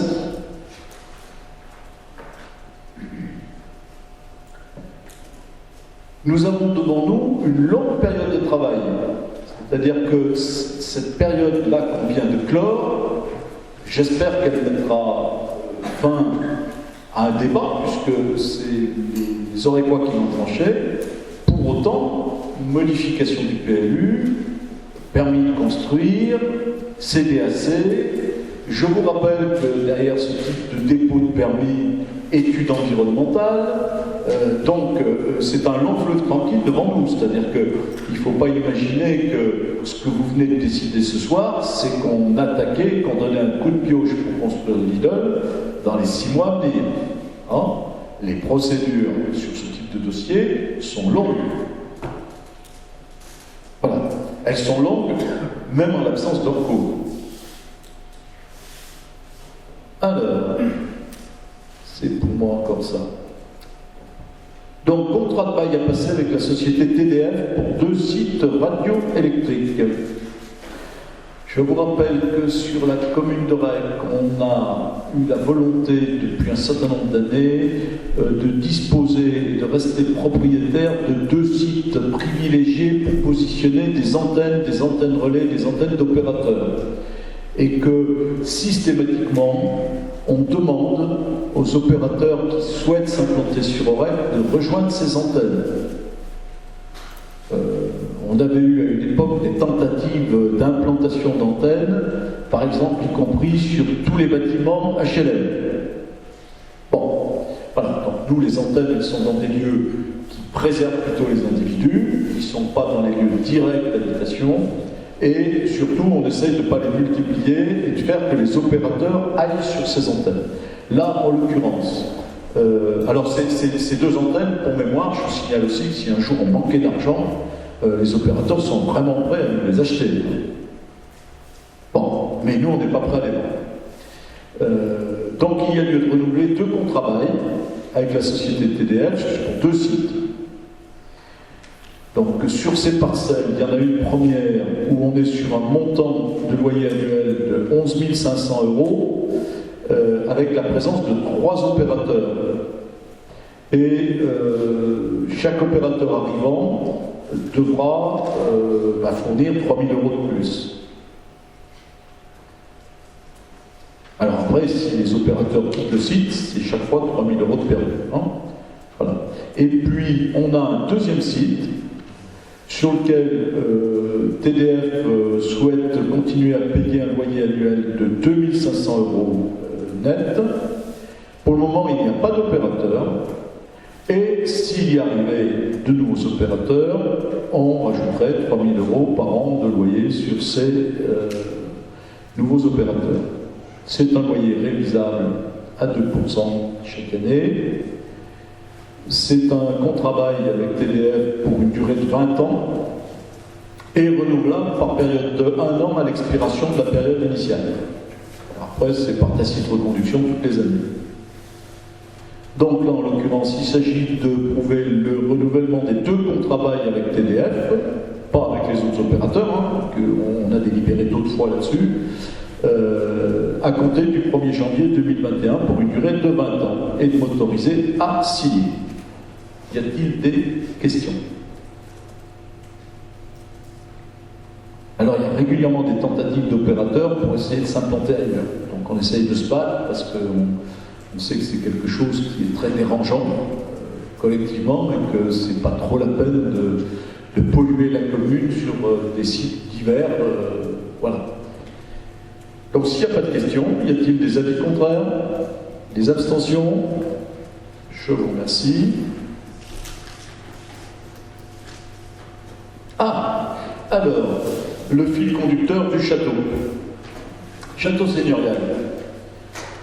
Je vous invite à vous y promener, hein, ça change, ça bouge, les travaux sont en cours. Vous pouvez petit à petit apprécier ce qui est en train de se faire, voir comment ça se déroule. Hein. C'est une opération un peu particulière parce que, comment dire, le permis de construire est assez spécifique. Quand vous faites votre maison, vous avez un permis de construire et il décrit très bien la maison que vous allez faire. Là, en l'occurrence, il y a peut-être eu des incompréhensions entre nous. Les gens, certains espéraient trouver des documents magiques où tout serait décrit. Or, en fait, quand on a un permis sur un bâtiment monument historique traité par un architecte du patrimoine et surveillé par la DRAC, en fait, c'est un descriptif de travaux à venir qui raconte pas vraiment, c'est pas très habituel, on n'a pas les coupes habituelles ou les dessins habituels où on trouve la salle de bain, les chambres et autres. C'est un peu plus compliqué que ça. Hein. Donc ça donne pas trop d'éléments. Par contre, là maintenant, vous pouvez aller vous promener sur place et voir, ils sont en train d'ouvrir et de rénover les écuries. Ils ont créé sur la façade du côté où il y avait les oiseaux un certain nombre de portes qui correspondent au futur ascenseur qui va alimenter les étages. Ils préparent la double boue. Enfin, le chantier est vraiment démarré et lancé. Voilà. Alors, le chantier est démarré et lancé. Il nous restait un appel d'offres à conclure. C'était celui de la scénographie. Donc, tout le parcours muséographique de visite du site. Voilà. C'est un appel d'offres un peu particulier, parce qu'on a affaire à des prestations qui sont, pour une grande partie, des prestations artistiques. Des prestations de recherche historique, d'écriture, j'allais dire romancée, parce que quelque part il faut scénariser tout ça, il faut arriver à créer quelque chose qui incitera les gens à venir et à parcourir ce lieu en leur racontant une histoire, en les mettant dans une ambiance. Et notre objectif de cette scénographie, c'est de le faire avec les moyens d'aujourd'hui, ce château étant fibré et devant accueillir, que ce soit Fab Lab, télétravail ou autre. La scénographie sera aussi de même type, c'est-à-dire qu'on parle de projection immersive, on parle d'hologramme, donc on parle d'une vision relativement très actuelle de ce que peut être une visite qui présenterait de l'intérêt pour des familles, pour des jeunes, etc. Voilà. On a ouvert l'appel d'offres. On est globalement sur un volume de travaux de 250 000 €. Je vous rappelle qu'il y a entre autres des subventions, par exemple des fonds leaders, il y a 100 000 € de fonds leaders. Sur ces travaux, il y a un lot qui a été parfaitement infructueux. C'est un lot qui est plus un lot de mobilier et de décor. Il est évident que tous les artisans qui vont travailler là-dedans, c'est du sur-mesure. Les meubles Ikea, ça ne marche pas. Donc il faut que les gens soient capables d'inventer le meuble qu'on leur vende. Là, en l'occurrence, il s'agissait de créer des structures à la fois bois et métallique, de support aux animations, de décors. On n'a pas eu de réponse. Donc sur ce lot, on relance. Il est possible que la question n'ait pas été tout à fait bien posée ou bien claire. On n'a pas trop de doute sur le fait qu'on aura des réponses. Sur tous les autres lots, on a eu des réponses où on est dans les estimations. Un petit peu en dessous, un petit peu en dessus, mais voilà. Je vous rappelle que pour le château, c'est bien la commission d'appel d'offres qui se rassemble et qui délibère, et qui a délibéré à l'unanimité sur ce qui vous est proposé aujourd'hui. Les gens qui ont candidaté sont des gens de haut niveau. Alors, il y a un lot qui peut paraître plus classique, c'est le lot matériel audiovisuel. Mais en l'occurrence, il n'est pas si classique que ça, parce qu'il faut que la personne soit capable d'installer du matériel dans des pièces monuments historiques, parfois avec des plafonds à la française, parfois avec des murs qu'on ne peut pas toucher, parfois avec... Et pour autant, il faut qu'ils arrivent à disposer le matériel de projection, qu'il ne soit pas apparent, et qui répond à sa mission, puisqu'on est censé parfois projeter des hologrammes, parfois être dans une immersion complète dans la salle, c'est-à-dire que ce soit projeté à 360 degrés. Voilà. Donc c'est quand même du matériel qui techniquement est important, et un savoir-faire derrière qui est important. Hein. Et c'est la partie la plus classique, puisqu'on est sur du matériel. Et sur les autres parties, on a des gens qui ont des références nationales sur des musées, des grands musées, des visites et des scénographies, parce que dans cette affaire-là, finalement, on choisit vraiment sur référence.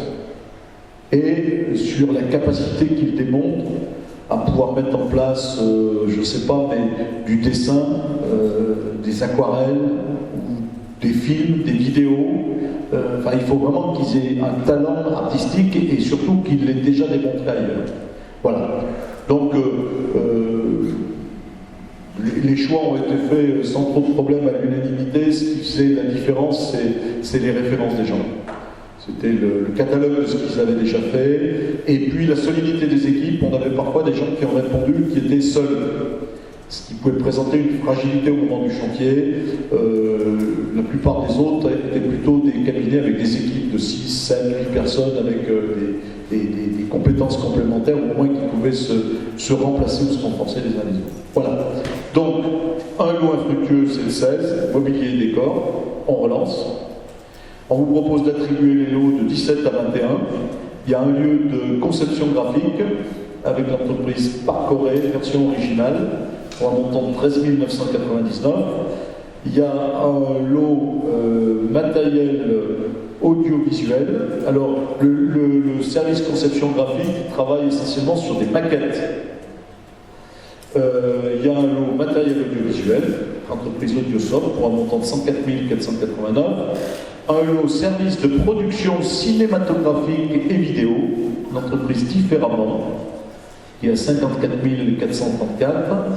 Un autre lot maquette du Carrois Grange pour un montant de 12 450. Et un lot service des musées de préservation des sites historiques et services connexes. C'est une entreprise qui doit travailler sur tout ce qui est la recherche historique, qui va pouvoir alimenter après ce qu'on présente en scénographie, pour qu'on soit sur des choses exactes. et sur la création littéraire, j'allais dire. C'est les synoptiques ou les scénarios qu'ils vont proposer pour un montant de 21 470 €. Voilà. Peut-être des questions par rapport à ça. Le principe de la visite, c'est qu'elle sera autonome. On avait réfléchi à un moment donné, vous savez, à ces casques qui vous permettent de vous immerger dans, etc. C'est quelque chose qui n'a pas été retenu parce que ça semble peu fonctionner dans les musées et autres, c'est vite contraignant, ça isole les gens par rapport les uns aux autres. Donc là, ça sera plutôt des visites séquencées par groupe d'une quinzaine de personnes. Ils avaient regardé que ça puisse à peu près correspondre à ce qu'on puisse couper une classe scolaire en deux, des choses comme ça. Et ceux qui s'embarquent dans la visite ont les clés du château, ils sont autonomes dans leur parcours. Hein. Ils peuvent aller de salle en salle. Dans une des salles, ils vont remonter le temps, déconstruire et reconstruire le château.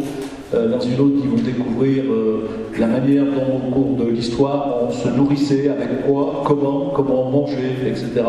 Dans d'autres, ils pourront découvrir les costumes et les décors de diverses époques, voire eux-mêmes pouvoir se costumer, entre guillemets, et se photographier dans un paysage. Dans d'autres lieux, ce sera des hologrammes qui décriront la vie à diverses époques. La vie à des époques militaires, et puis après des époques qui sont plus des époques où c'était devenu un lieu plus résidentiel. Voilà.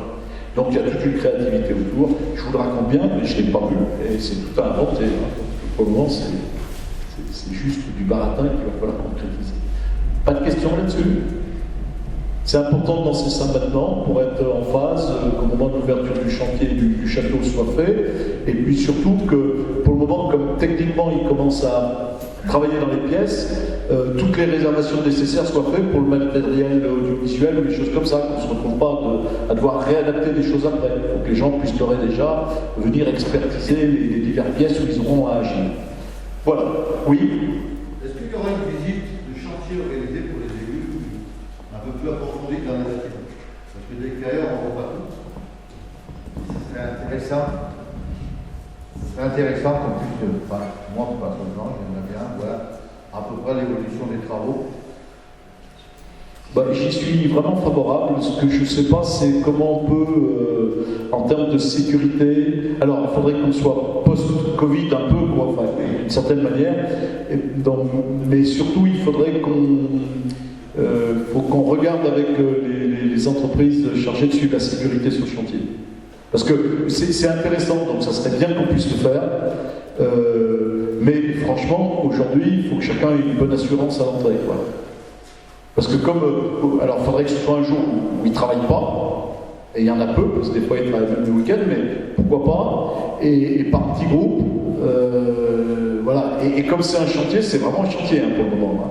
C'est-à-dire que celui qui rentre là-dedans, il faut qu'il signe une décharge, parce que s'il marche sur un clou, voilà. Mais j'aimerais bien qu'on puisse le faire. Parce que franchement, c'est important que vous découvriez le lieu, et ça sera important que vous le voyez en cours de chantier. Ça me semble d'ores et déjà intéressant de le voir. Hein. Donc je vais regarder. Il faudrait qu'on regarde avec ceux chargés de la sécurité sur le chantier si ils accepteraient qu'on ait une journée où on puisse le parcourir. Et une petite question, est-ce que ça a été programmé, l'évolution du chantier, en photo ou en vidéo, par des tranches, on va dire, ça a été programmé pour le futur, ça sera fini? On fait un maximum de photos tout le temps, ouais. Pour essayer de ne pas rater les étapes, mais voilà. Oui, parce que ce serait bien de garder le avant-après, ou même les évolutions. Hein, on oubliera très vite à quoi ça ressemblait, ce que c'est devenu. C'est sûr, il y a un petit travail de mémoire, de relevé à faire. Hein. Bon, je vais regarder, ce sera intéressant qu'on puisse aller y voir, parce que... Bon, là-dessus, est-ce qu'il y a des avis contraires, des abstentions?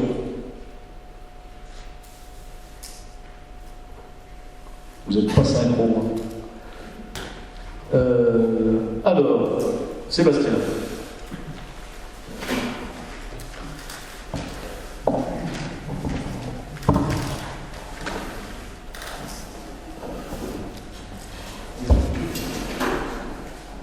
le point suivant porte sur une proposition de motion qui nous a été transmise par le président de la région Auvergne-Rhône-Alpes. Et c'est une motion pour une gestion permettant l'accroissement de la disponibilité de la ressource en eau sur le bassin Loire-Bretagne dans sa partie Loire-Amont. Donc le cadre en fait de cette motion elle intervient dans le cadre administratif de révision du schéma directeur d'aménagement et de gestion des eaux du bassin Loire-Bretagne, ce qu'on appelle en acronyme le SDAGE.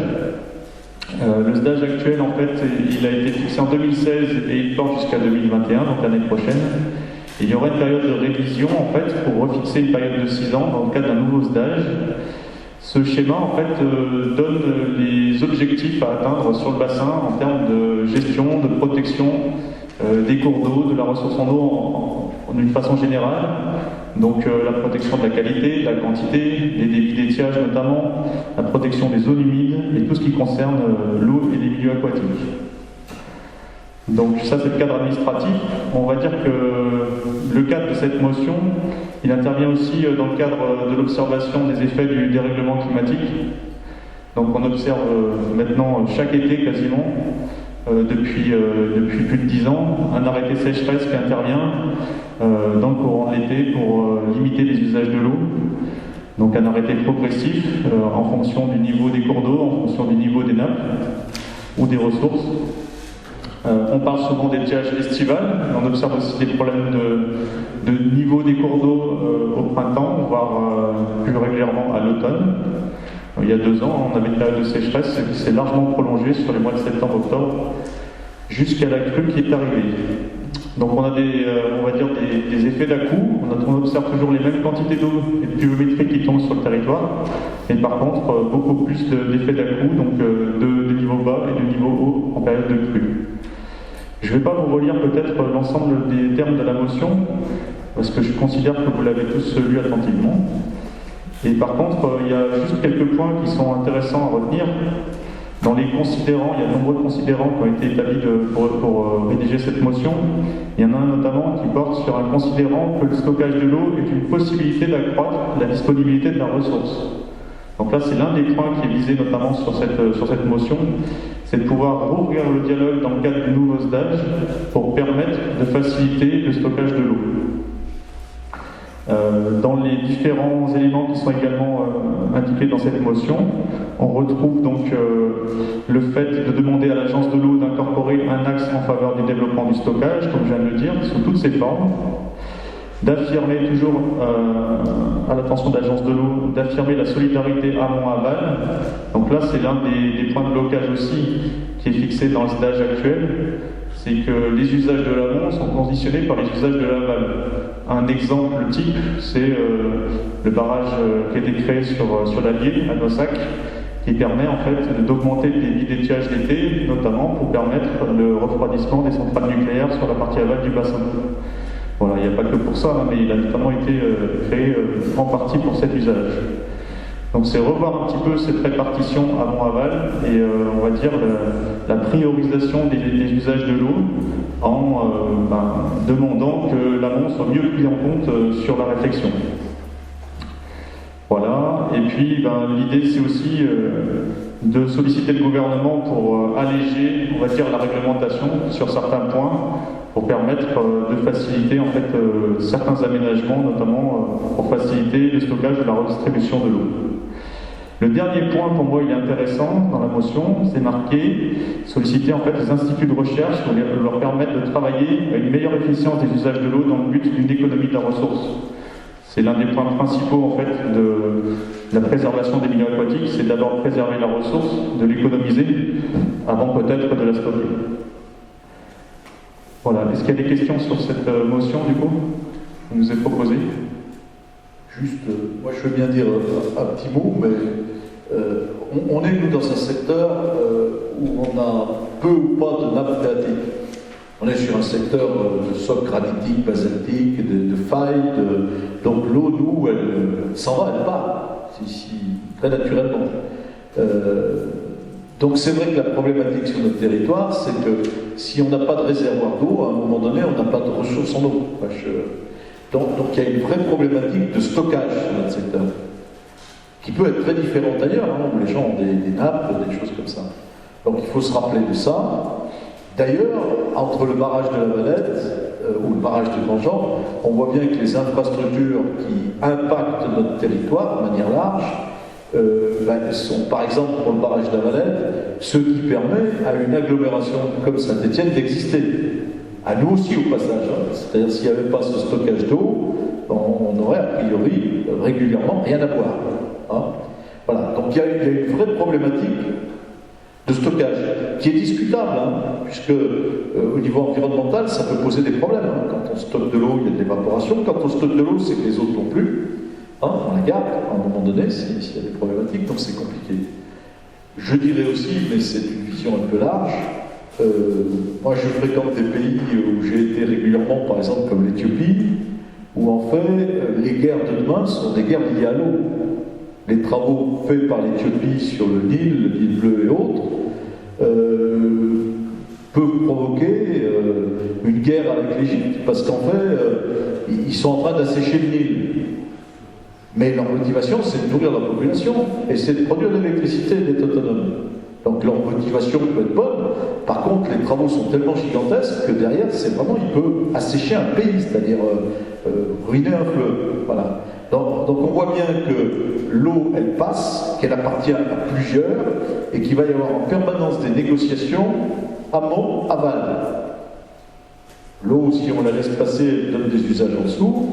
Les débits, par exemple, il y a des débits d'étiage au barrage de Grandjean pour la Loire, mais il y a des débits réservés pour le canal du Forêt. Et donc là, on distribue de l'eau pour faire pousser dans la plaine du Forêt un certain nombre de légumes et autres. Donc il va y avoir des vrais enjeux pour ça. Donc quelque part, moi, dans cette motion, ce qui m'intéresse peut-être le plus, c'est le fait que chacun soit conscient qu'il y a des enjeux majeurs sur l'eau, la circulation de l'eau, les parts qu'on peut se réserver ou pas sur un territoire, et les usages de l'eau. C'est aussi normalement l'eau une source d'énergie renouvelable. Mais si c'est une source d'énergie renouvelable, on ne la considère plus dans son état naturel non plus. Voilà. Donc je trouve que c'est des sujets complexes, mais que c'est intéressant qu'on montre que finalement que ces sujets-là nous intéressent et qu'on veut être parmi les gens qui les négocient à un niveau ou à un autre. Des questions là-dessus? Des questions? Alors, des avis contraires? Des abstentions? Pour ceux qui sont à la communauté de communes, ils reviendront demain, en deuxième semaine, avec, à mon avis, la même délibération. Hein? On vous a mis, je pense, à chacun le calendrier prévisionnel des conseils municipaux et des commissions et des conseils communautaires, en espérant que l'année 2021 nous sera plus favorable et moins agitée par le Covid, mais ce n'est pas encore gagné. Vous reste-t-il des questions autour de cette table? Oui, allez-y. Alors, je voudrais savoir si vous confirmez effectivement qu'on a été choisi parmi les 274 communes de la Haute-Loire à avoir une aide de l'État pour réaliser une étude petite ville ou cœur de ville. Enfin, je crois que c'est à peu près ces termes-là. Alors, sur notre secteur de Loire-Semaine, 3 communes ont été retenues par l'État dans le cadre, alors, ont candidaté, et ont été retenues dans le dispositif Petite Ville de demain, en l'occurrence Saint-Just-Malmont, Saint-Didier et Aurec. En Haute-Loire, je crois que, je ne sais plus si c'est 25 ou 26.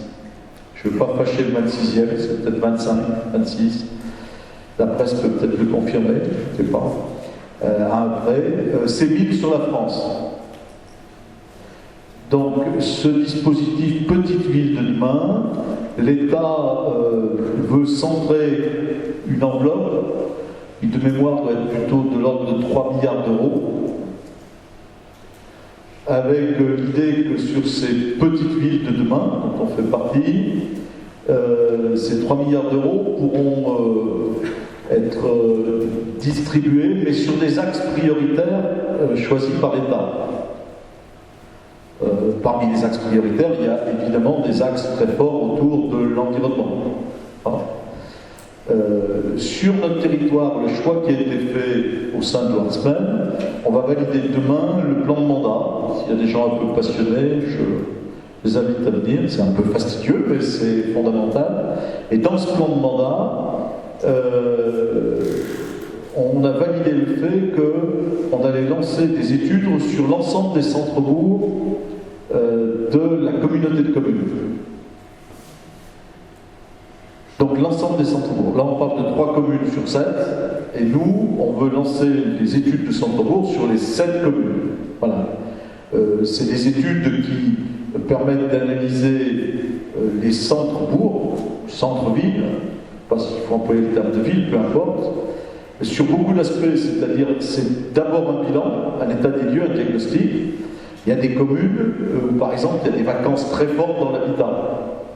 Ce n'est pas vraiment notre cas à nous. Il y a des communes où on parle du dernier commerce. Pas vraiment notre cas à nous. Etc. Donc le diagnostic, il est un peu tout azimut. Il est bien sûr sur le commerce, il est sur les activités, il est sur les espaces publics, il est sur les administrations présentes. Il y a beaucoup de communes où il n'y a plus de services et de services administratifs. C'est pas vraiment notre cas à nous. Voilà, et c'est un tout. Donc oui, on a été retenu dans ce dispositif. Le premier bénéfice induit sans doute sur la communauté de communes, puis c'est elle qui prend en charge l'étude, financièrement. C'est que ça devrait couvrir une bonne partie de l'étude qu'il fallait lancer sur les 7 communes. Le deuxième bénéfice, peut-être rapide et immédiat, c'est qu'à travers ce dispositif, l'État est prêt à financer un animateur de ces démarches, c'est-à-dire qu'il puisse y avoir un emploi consacré à ces petites villes de demain. Et moi, je dirais qui bénéficiera aux autres villes de Loire-Semaine qui n'ont pas été retenues dans ce dispositif. Donc ça, c'est les 2 bénéfices immédiats. Et puis après, on verra sur les mécanismes financiers. Ça va nous donner une forme de label. Là aussi, je ne sais pas si c'est le bon mot. C'est-à-dire quand il y aura des actions de l'État, normalement, il y a une priorité donnée à ceux qui sont nommés comme petite ville de demain. Donc on sera prioritaire dans l'attribution d'un certain nombre de fonds de l'État. Et puis il faut rentrer plus en détail parce que c'est techno, mais il y a sans doute aussi un certain nombre de points qui seront intéressants pour le territoire sur des notions, alors sur ces petites villes, je leur dis, c'est-à-dire que ça a aussi un aspect injuste pour les voisins, mais bon, sur des notions de défiscalisation qui peuvent être intéressantes. Voilà. Donc, bien évidemment qu'on va se servir au maximum de ce dispositif et qu'on remercie l'État d'avoir retenu les candidatures qu'on avait formulées. Voilà.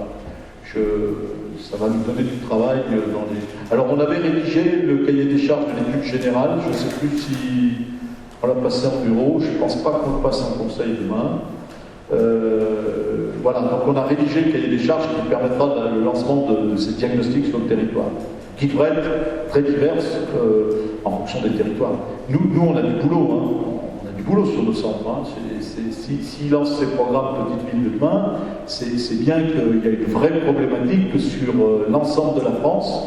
Et donc, il y a aussi du travail, bien sûr, sur le Rhin. Voilà. Oui, donc on est a priori, on a été confirmé comme étant retenu. J'ose pas dire lauréat. On est un parmi les 1000.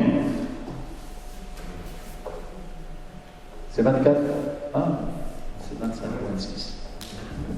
J'ai confondu, c'est 274 au niveau régional et ça doit être 24 sur la Haute-Loire.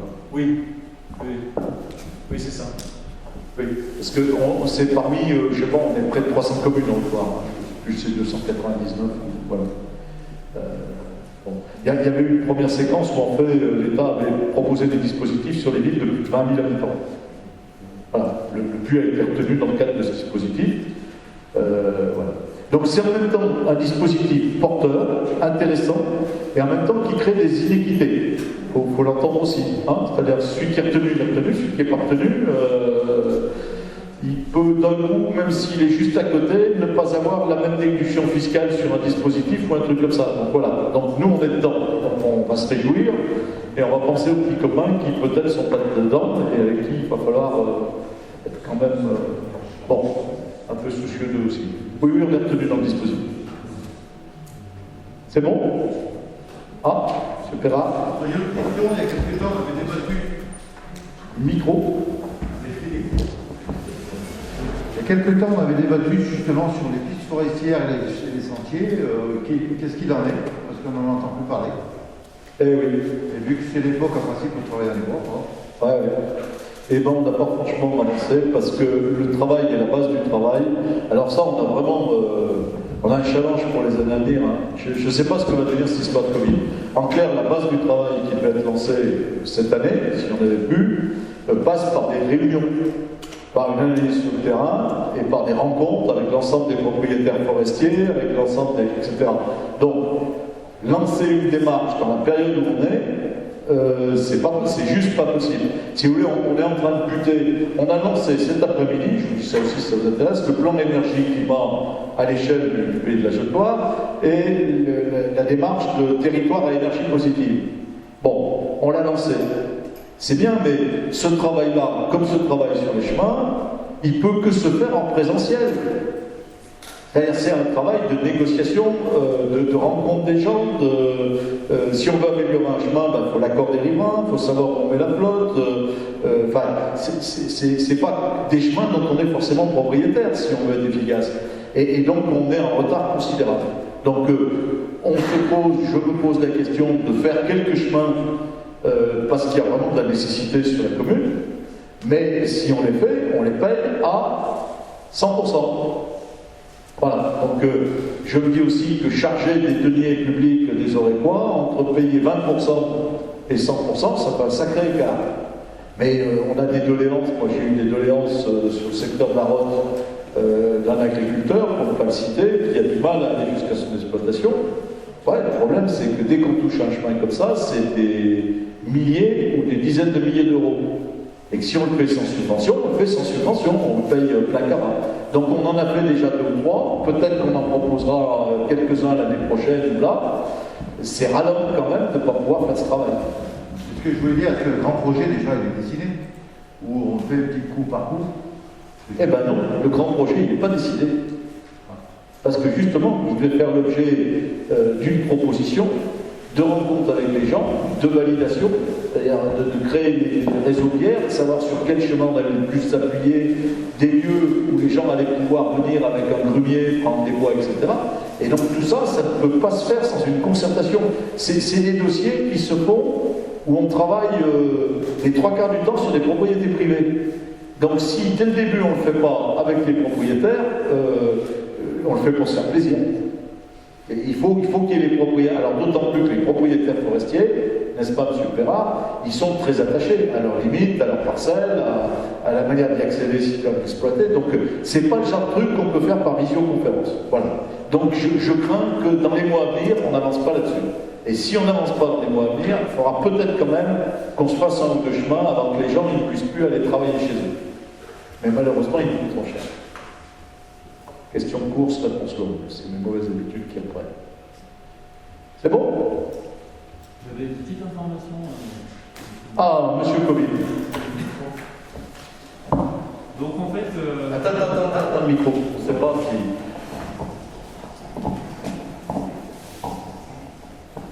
Donc en fait, vous avez peut-être eu écho par rapport à la région qui a une campagne de dépistage massive.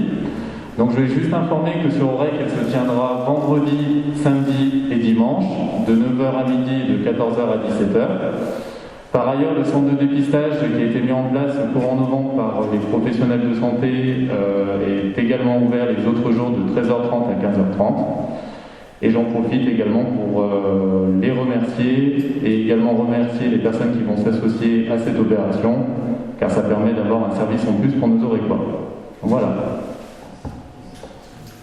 Donc tous dépistés avant Noël, chacun est libre de faire comme il veut.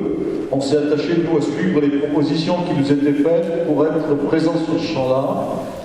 Déjà en ayant mis le centre avant même que la région propose, avec les professionnels de santé, on les remercie. Et puis là, poursuivre sur cette opération. Sur Petite-Ville de demain, en Haute-Loire, c'est 26. Voilà, je vous redonne le chiffre. C'est bon? Merci. Et bonne fin d'année. Soyez prudents à Noël et encore plus le jour de l'an.